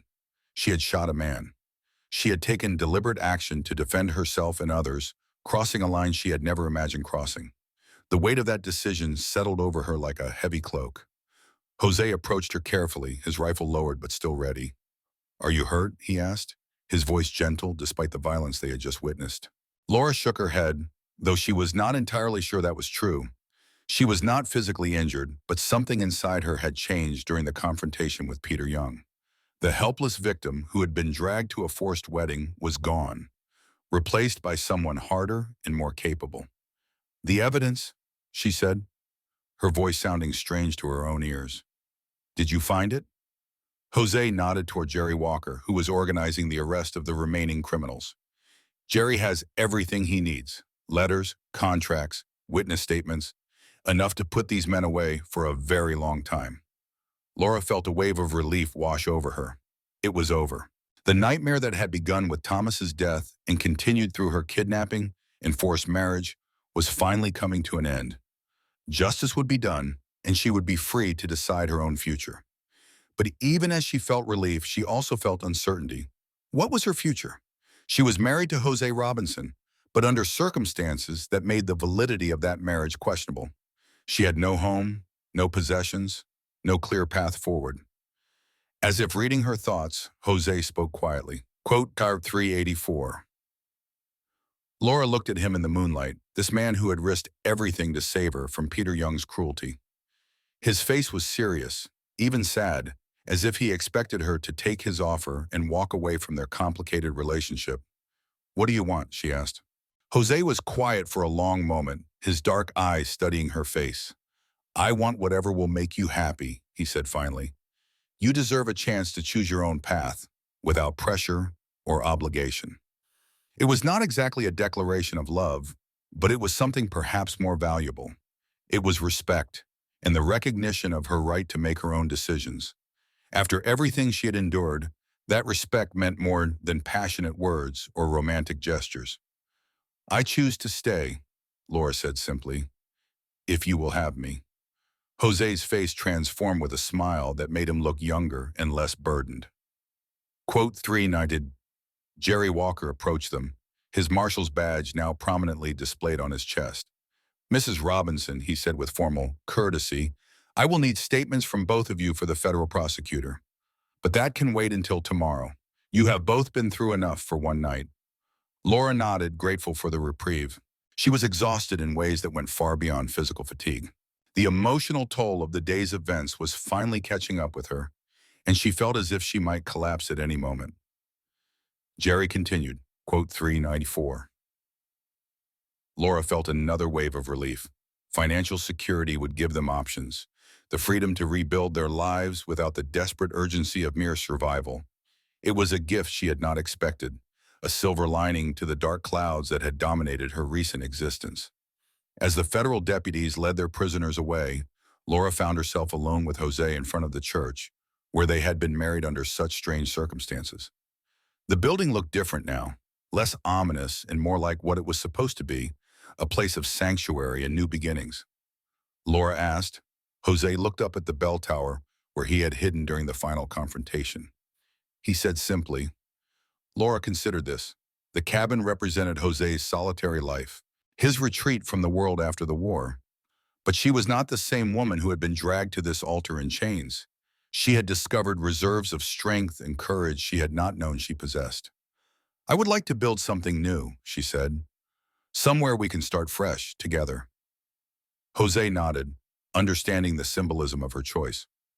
I know a place, he said, a valley about a day's ride from here. Good water, fertile soil, far enough from town to be peaceful, but close enough for supplies. We could build a good life there. Laura smiled, feeling hope stir in her chest for the first time in weeks. Then that is where we will go. As they walked away from the church together, Laura reflected on the strange journey that had brought them to this moment. She had lost a husband to gambling and greed, had been kidnapped and threatened with forced marriage, had shot a man in self-defense, and had married a stranger who turned out to be working undercover with federal marshals. But she had also discovered her own strength, had found a partner who respected her choices, and had helped bring dangerous criminals to justice. The woman who walked away from that church was not the same woman who had been dragged to its altar in chains. 3 months later, Laura stood in the doorway of their new cabin, watching Jose work in the garden they had planted together. The valley he had chosen was everything he had promised, a peaceful place where they could build a life free from the violence and corruption that had dominated the mountain communities. The cabin was larger than Jose's previous home, designed to accommodate 2 people who had chosen to share their lives rather than one person hiding from the world. Laura had insisted on a large kitchen and a sitting room with space for the books they had both collected. Jose had built a workshop where he could pursue carpentry and other crafts during the winter months. The financial security provided by the recovered mining claims had allowed them to purchase supplies and livestock, to hire help when needed, and to establish themselves as respectable members of the broader community. But more important than the money was the freedom it represented, the ability to make choices based on what they wanted rather than what they could afford. Laura had received word that Peter Young had been sentenced to 20 years in federal prison, while Robert Morgan had received 15 years. Their associates had received shorter sentences in exchange for testimony against the ringleaders. The mountain communities were slowly recovering from their reign of terror, with legitimate law enforcement replacing the crude justice of men with guns. Jerry Walker had been reassigned to another territory, but not before officiating at a second wedding ceremony for Jose and Laura. This time the bride had worn a dress of her own choosing, had spoken vows she had written herself, and had kissed her husband with genuine affection rather than resigned acceptance. The second ceremony had been small, attended only by a few neighbors who had become friends and allies, but it had felt more real than the first. More like a true beginning than a desperate escape from impossible circumstances. Laura had also received news about Thomas's affairs that brought a measure of closure to that chapter of her life. The investigation into Peter Young's organization had revealed that Thomas's gambling debts had been deliberately inflated, that he had been targeted and manipulated by men who saw his weaknesses as an opportunity for profit. While this did not excuse his choices, it helped Laura understand that he had been as much a victim as she had been. She had visited his grave once, placing wildflowers on the simple headstone and saying a quiet goodbye to the man she had married in hope and buried in sorrow. The visit had been painful but necessary, a way of acknowledging the past while embracing the future. Now, as she watched Jose tend to the vegetables that would feed them through the coming winter, Laura felt a contentment she had never expected to experience. Their marriage had begun in crisis and deception, but it had grown into something genuine and lasting. They had learned to trust each other through shared hardship, to respect each other through honest communication, and to love each other through daily acts of kindness and consideration. The sound of approaching hoofbeats interrupted her thoughts. A rider was coming up the valley trail, moving at a pace that suggested urgency rather than casual visitation. Laura called out to Jose, who immediately dropped his tools and moved toward the house. The rider proved to be Amy Morgan, Robert Morgan's daughter, a young woman Laura had met briefly during the legal proceedings following the arrests. Amy had been horrified to learn of her father's crimes and had testified against him when called upon by federal prosecutors. "Mrs. Robinson," Amy called out as she dismounted from her horse, "I am sorry to disturb you, but I have news that could not wait." Laura invited Amy into the house while Jose tended to her horse. The young woman looked tired and worried, as if she had been riding hard for some time. "What is it?" Laura asked, offering Amy a cup of coffee and a chair by the fire. "There has been an escape," Amy said without preamble. "Peter Young and two other prisoners overpowered their guards during a transfer between prisons. They have been missing for 3 days." Laura felt her blood turn cold. Peter Young was free, and given his history of violence and revenge, it was likely that he would come looking for the people who had brought about his downfall. Jose entered the house as Amy finished delivering her news. His face went hard when he heard about the escape, and Laura could see him already beginning to calculate defensive strategies and escape routes. "Have the authorities been notified?" Jose asked. Amy nodded. "Federal marshals are searching, but Young knows these mountains better than most. He could hide for months if he wanted to. Or he could come here looking for revenge," Laura said quietly. "That is why I came to warn you," Amy replied. "My father told me before his sentencing that Young had sworn to kill everyone involved in his arrest. He blamed you and your husband more than anyone else." Laura absorbed this information with a calmness that surprised her. 3 months ago, the news of Peter Young's escape would have sent her into panic. But the woman who had shot an armed man to defend herself was not easily intimidated. "Quote 403, she asked Amy. Quote 420. Amy said immediately. Quote Fronton. Jose was already shaking his head. Quote Frotch. Laura understood his reasoning, but she also understood the practical realities of their situation. Quote Fun, she pointed out. Quote Front, Jose replied. Quote Fine, Amy looked between them with obvious concern. Quote Frontum. Quote Fon, Jose said grimly. Quote 422. Laura considered their options while Amy and Jose continued to debate the merits of staying versus leaving. Both approaches had risks, and both required them to make assumptions about Peter Young's intentions and capabilities.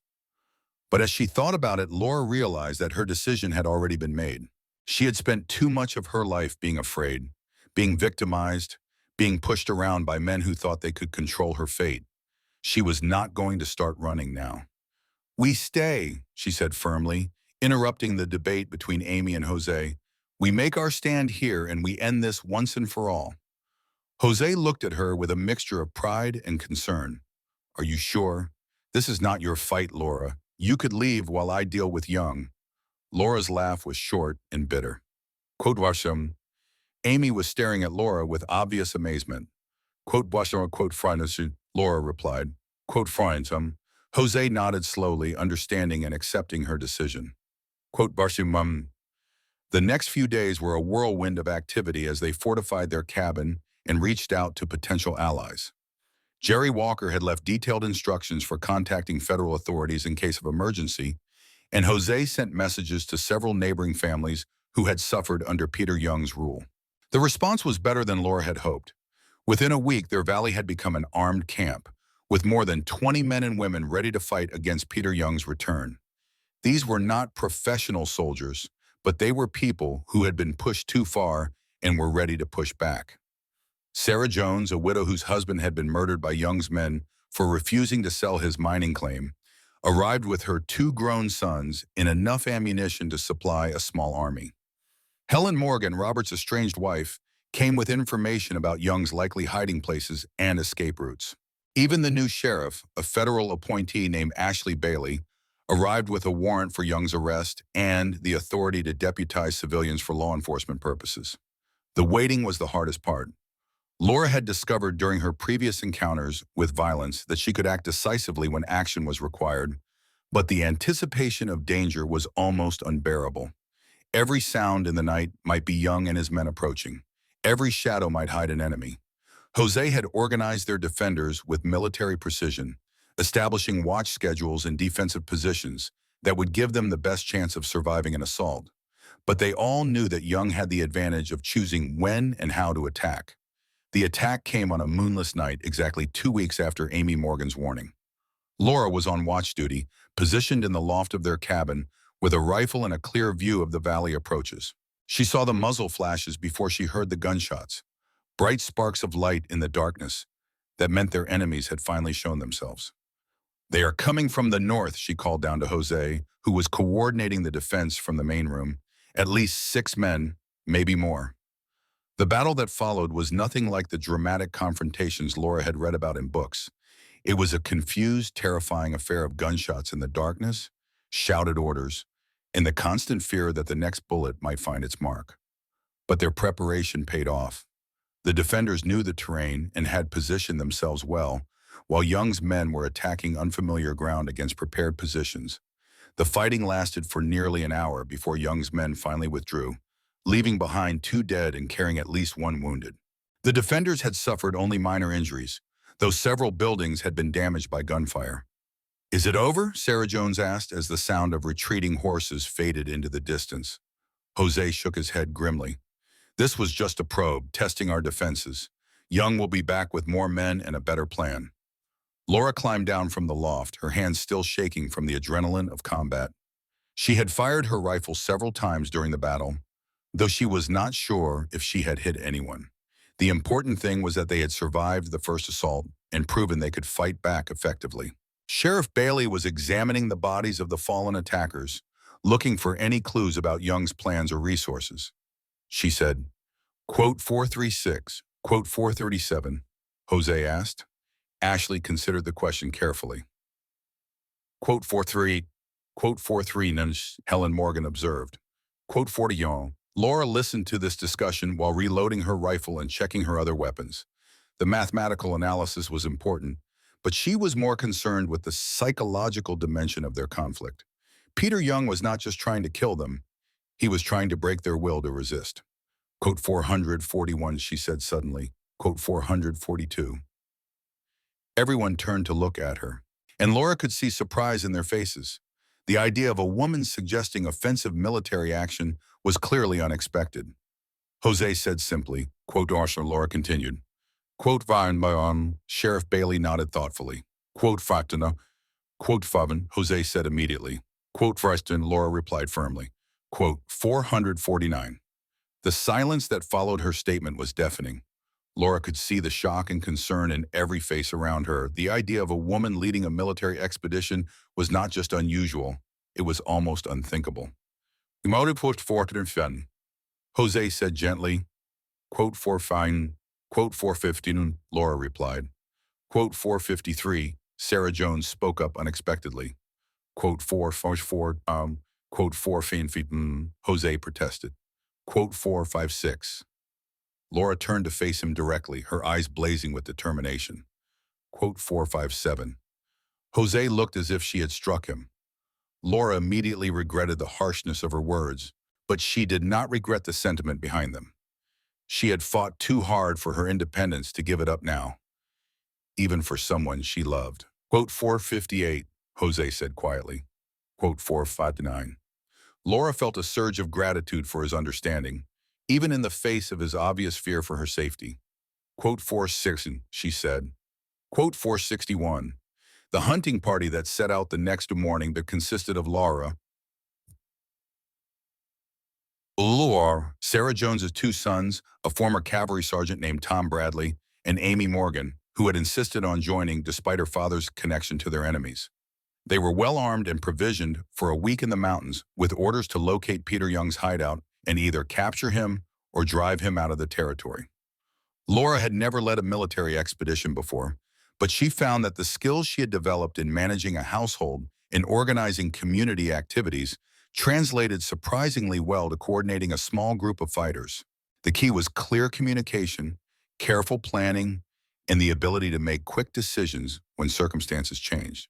They spent the first day following tracks left by Young's men during their retreat from the valley.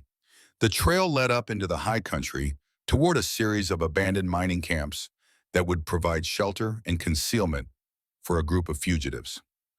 On the second day, they found the first sign that they were getting close. A campfire that had been hastily abandoned, with coals still warm and supplies scattered, as if the occupants had left in a hurry. Someone had been watching for pursuit and had warned the main group of their approach. Quote 462, Tom Bradley observed, studying the abandoned camp with professional interest. Quote 463, Laura replied. Quote 464, Amy Morgan looked skeptical. Quote 465, quote 46, and Lara explained. Quote verse 7. They continued following the trail, but more carefully now, knowing that they might be walking into an ambush. Laura found herself thinking about the strange journey that had brought her to this moment. 6 months ago, she had been a grieving widow with no prospects and no hope. Now she was leading armed men through hostile territory, hunting one of the most dangerous criminals in the region. The transformation still amazed her. She was not the same woman who had been dragged to that altar in chains, and she never would be again. The experiences of the past months had forged her into something harder and more capable. Someone who could face danger without flinching and make life or death decisions without hesitation. On the third day, they found Peter Young's hideout.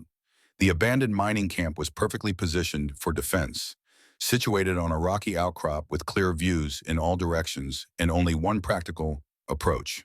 Laura could see why Young had chosen it as his base of operations. Any attacking force would have to cross open ground under the guns of defenders who held the high ground.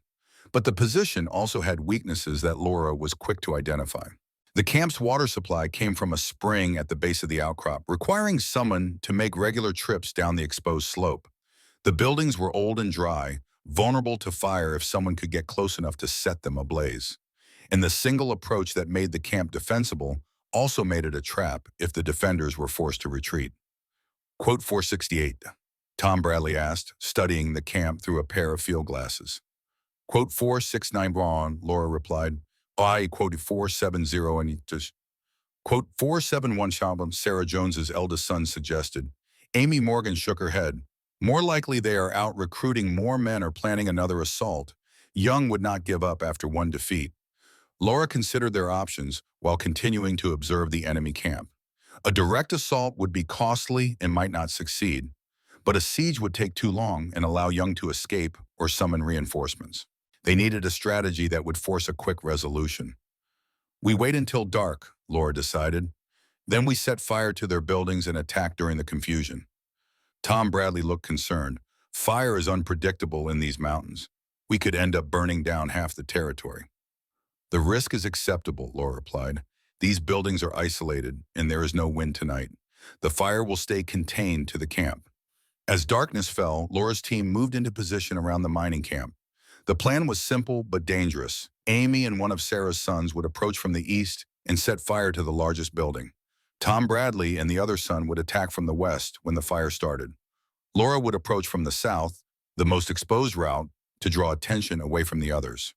The plan required precise timing and no small amount of luck.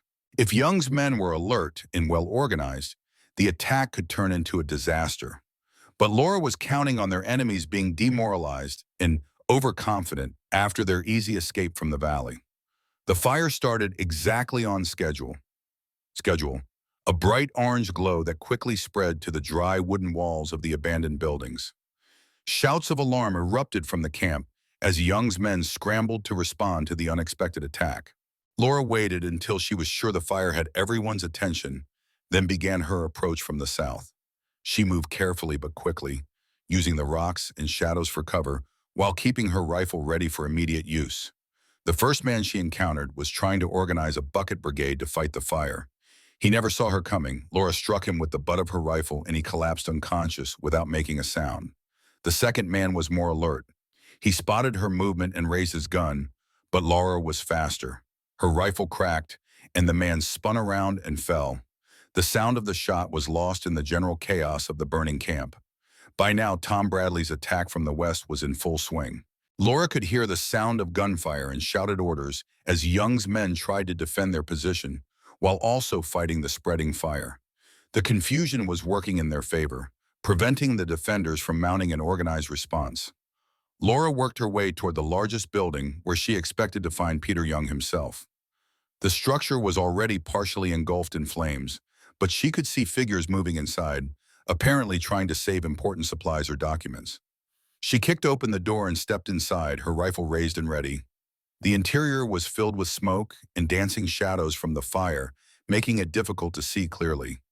But she could make out two men near the back of the room, one of them mistakably Peter Young. Laura called out, her voice carrying clearly despite the crackling of flames. Wood 479. Young turned toward her, his pale eyes reflecting the firelight like those of a wild animal. He was holding a pistol, but he had not yet raised it to fire. He said, his voice filled with a mixture of hatred and grudging respect. She corrected him. Quote 4 and 3.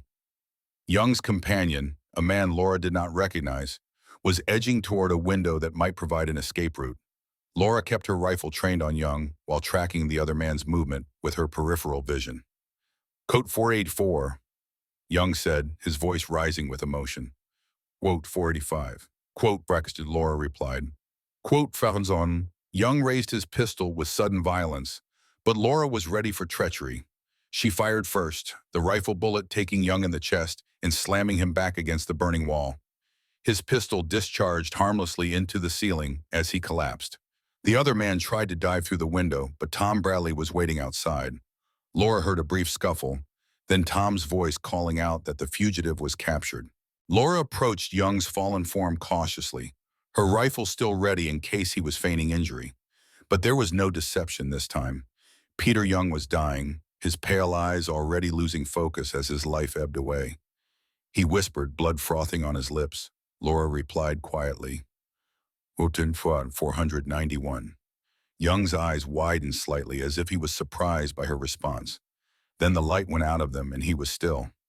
Laura stood over the body of the man who had caused so much suffering, feeling a complex mixture of emotions.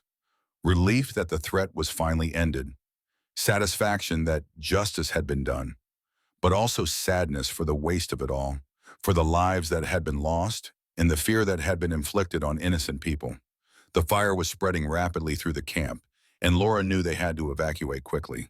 She called out to her team, and they gathered at the designated rally point with their prisoners and whatever intelligence they had been able to gather. Young is dead, Laura reported simply. The threat is over. Tom Bradley nodded grimly. We captured 3 others alive, including Young's second-in-command. They should provide enough information to round up any remaining members of the organization. As they made their way back down the mountain trail, Laura reflected on the strange turn her life had taken. She had come to these mountains as a victim, had been transformed by circumstances into a survivor, and had ultimately become something she had never expected to be. A leader, a fighter, someone who could face the worst that life had to offer and emerge victorious. The woman who had been dragged to an altar in chains would never have believed she was capable of hunting down dangerous criminals and bringing them to justice. But that woman no longer existed. In her place was someone stronger, more confident, and infinitely more capable of controlling her own destiny. The return journey to the valley took 2 days, slowed by the need to guard prisoners and the careful pace required for night travel through treacherous mountain terrain. Laura used the time to process what had happened and to plan for the future that lay ahead. Peter Young's death marked the end of an era of lawlessness and corruption in the mountain territories. With federal law enforcement now established and the worst criminals either dead or imprisoned, decent people could begin to rebuild their communities without fear of violent retribution. But Laura also understood that the victory came with responsibilities. The people who had stood with them in this fight would look to her and Jose for continued leadership. The valley they had defended would become a symbol of resistance to tyranny, and that symbolism would bring both opportunities and obligations. When they finally reached the valley, Laura was surprised to see how much had changed in their absence. The defensive positions had been expanded and improved. New buildings had been started, and the population had grown as word of their successful resistance spread to other communities. Jose was waiting for them at the valley entrance, his face showing the strain of the past few days, but also profound relief at their safe return. He embraced Laura without speaking, holding her close as if to reassure himself that she was truly unharmed. Quote 495, Laura said simply. Quote 496. Jose nodded, understanding all the implications of her words. Quote 497. But even as he spoke, Laura could see that their life would be more complicated than they had originally envisioned. Sheriff Bailey approached with a stack of official documents, her expression serious but pleased. To 498, Ashley said formally, quote, "Bon." Laura stared at the sheriff in amazement. The idea of becoming a law enforcement officer had never occurred to her, but she could see the logic of the offer. She had proven herself capable of tracking criminals, organizing resistance, and making the hard decisions required to maintain order. Quote 500, Laura said carefully. Quote 501, Jose squeezed her hand supportively. Quote 50, Sarah Jones approached with her own news. Quote 503, she said. Quote 504. Laura felt overwhelmed by the sudden attention and responsibility. 6 months ago, she had been a powerless widow facing an uncertain future.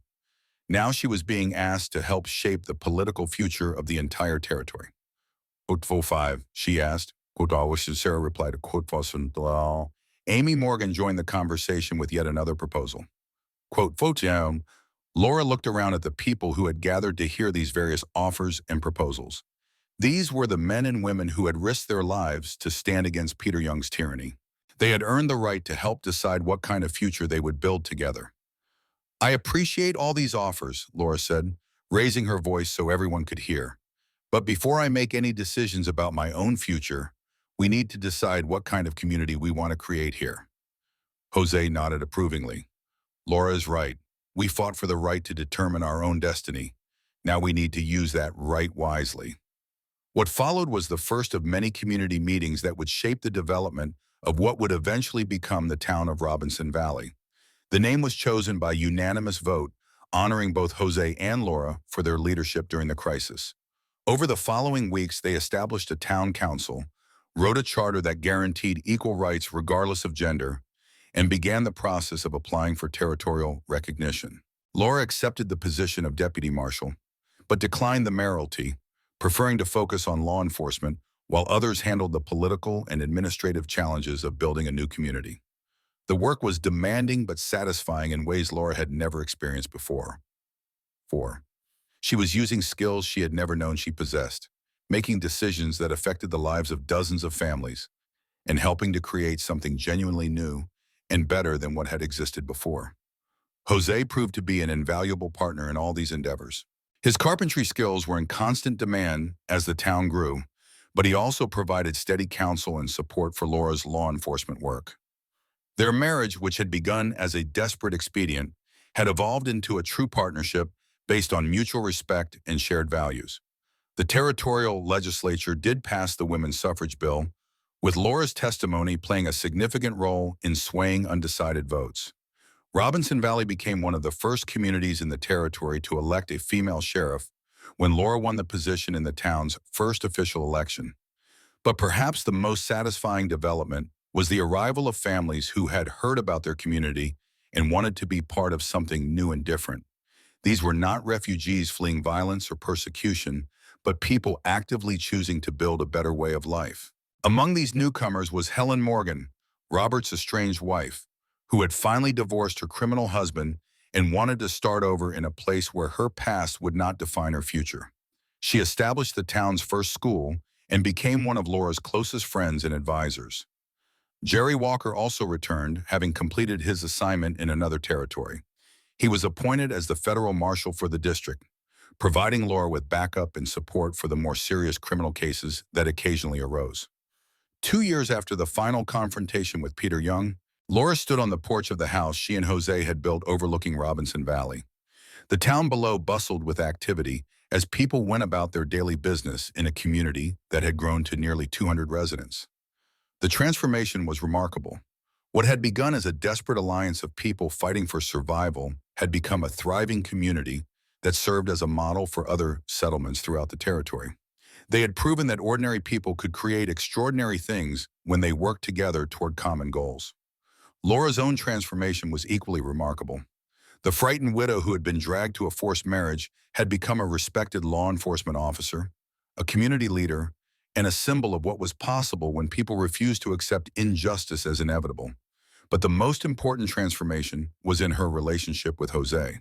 What had begun as a marriage of convenience had evolved into a love story that neither of them had expected but both treasured. They had learned to trust each other completely, to support each other's dreams and ambitions, and to face whatever challenges life presented as true partners. "Any regrets?" Jose asked, joining her on the porch with 2 cups of coffee. Laura considered the question seriously. The path that had brought them to this moment had been difficult and dangerous, filled with violence and uncertainty, but it had also led to discoveries about herself and her capabilities that she never would have made in a conventional life. "None," she said finally. "Even the worst parts led to something better." Jose nodded, understanding her meaning. Sometimes the most difficult journeys lead to the most valuable destinations.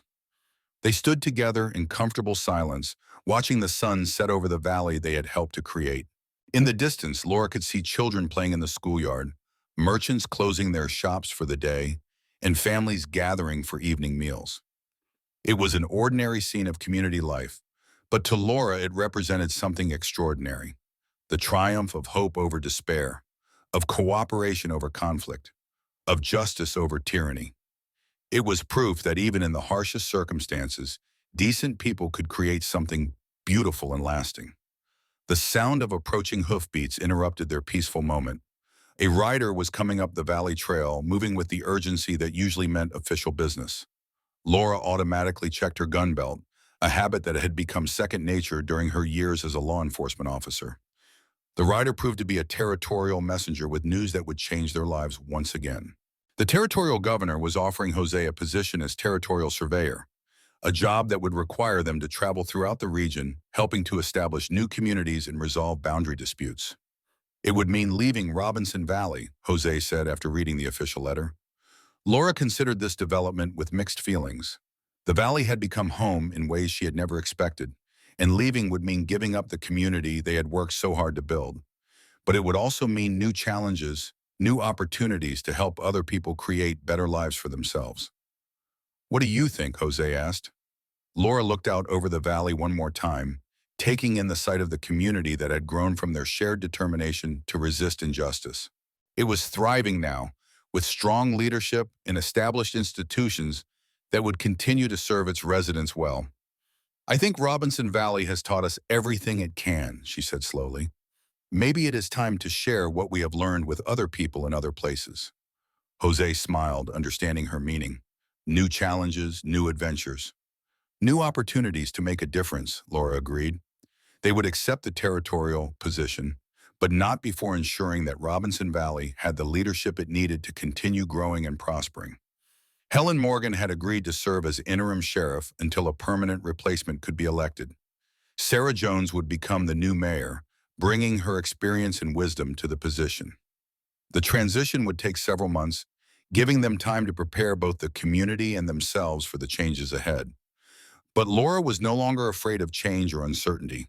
She had learned that she was capable of adapting to whatever circumstances life presented, of finding strength and purpose even in the most difficult situations.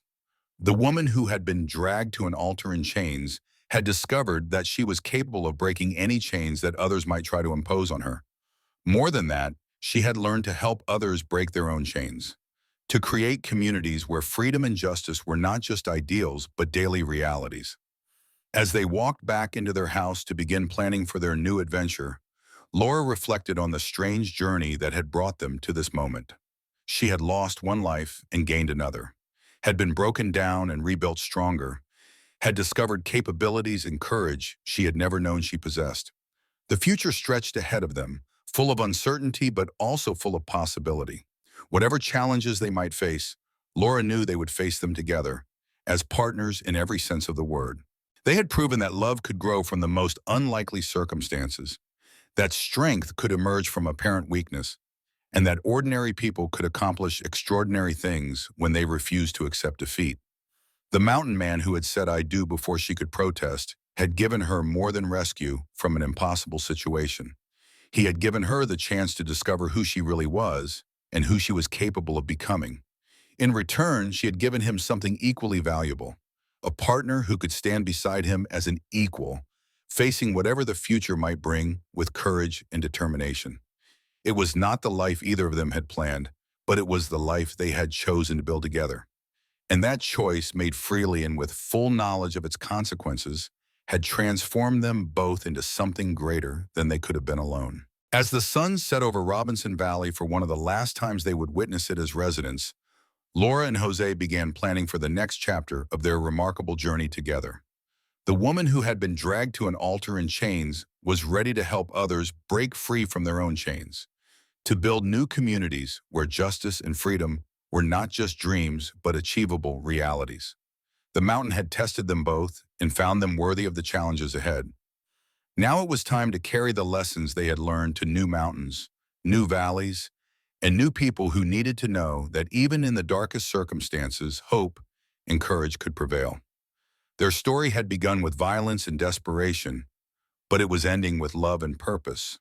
The transformation was complete, and the future was theirs to shape.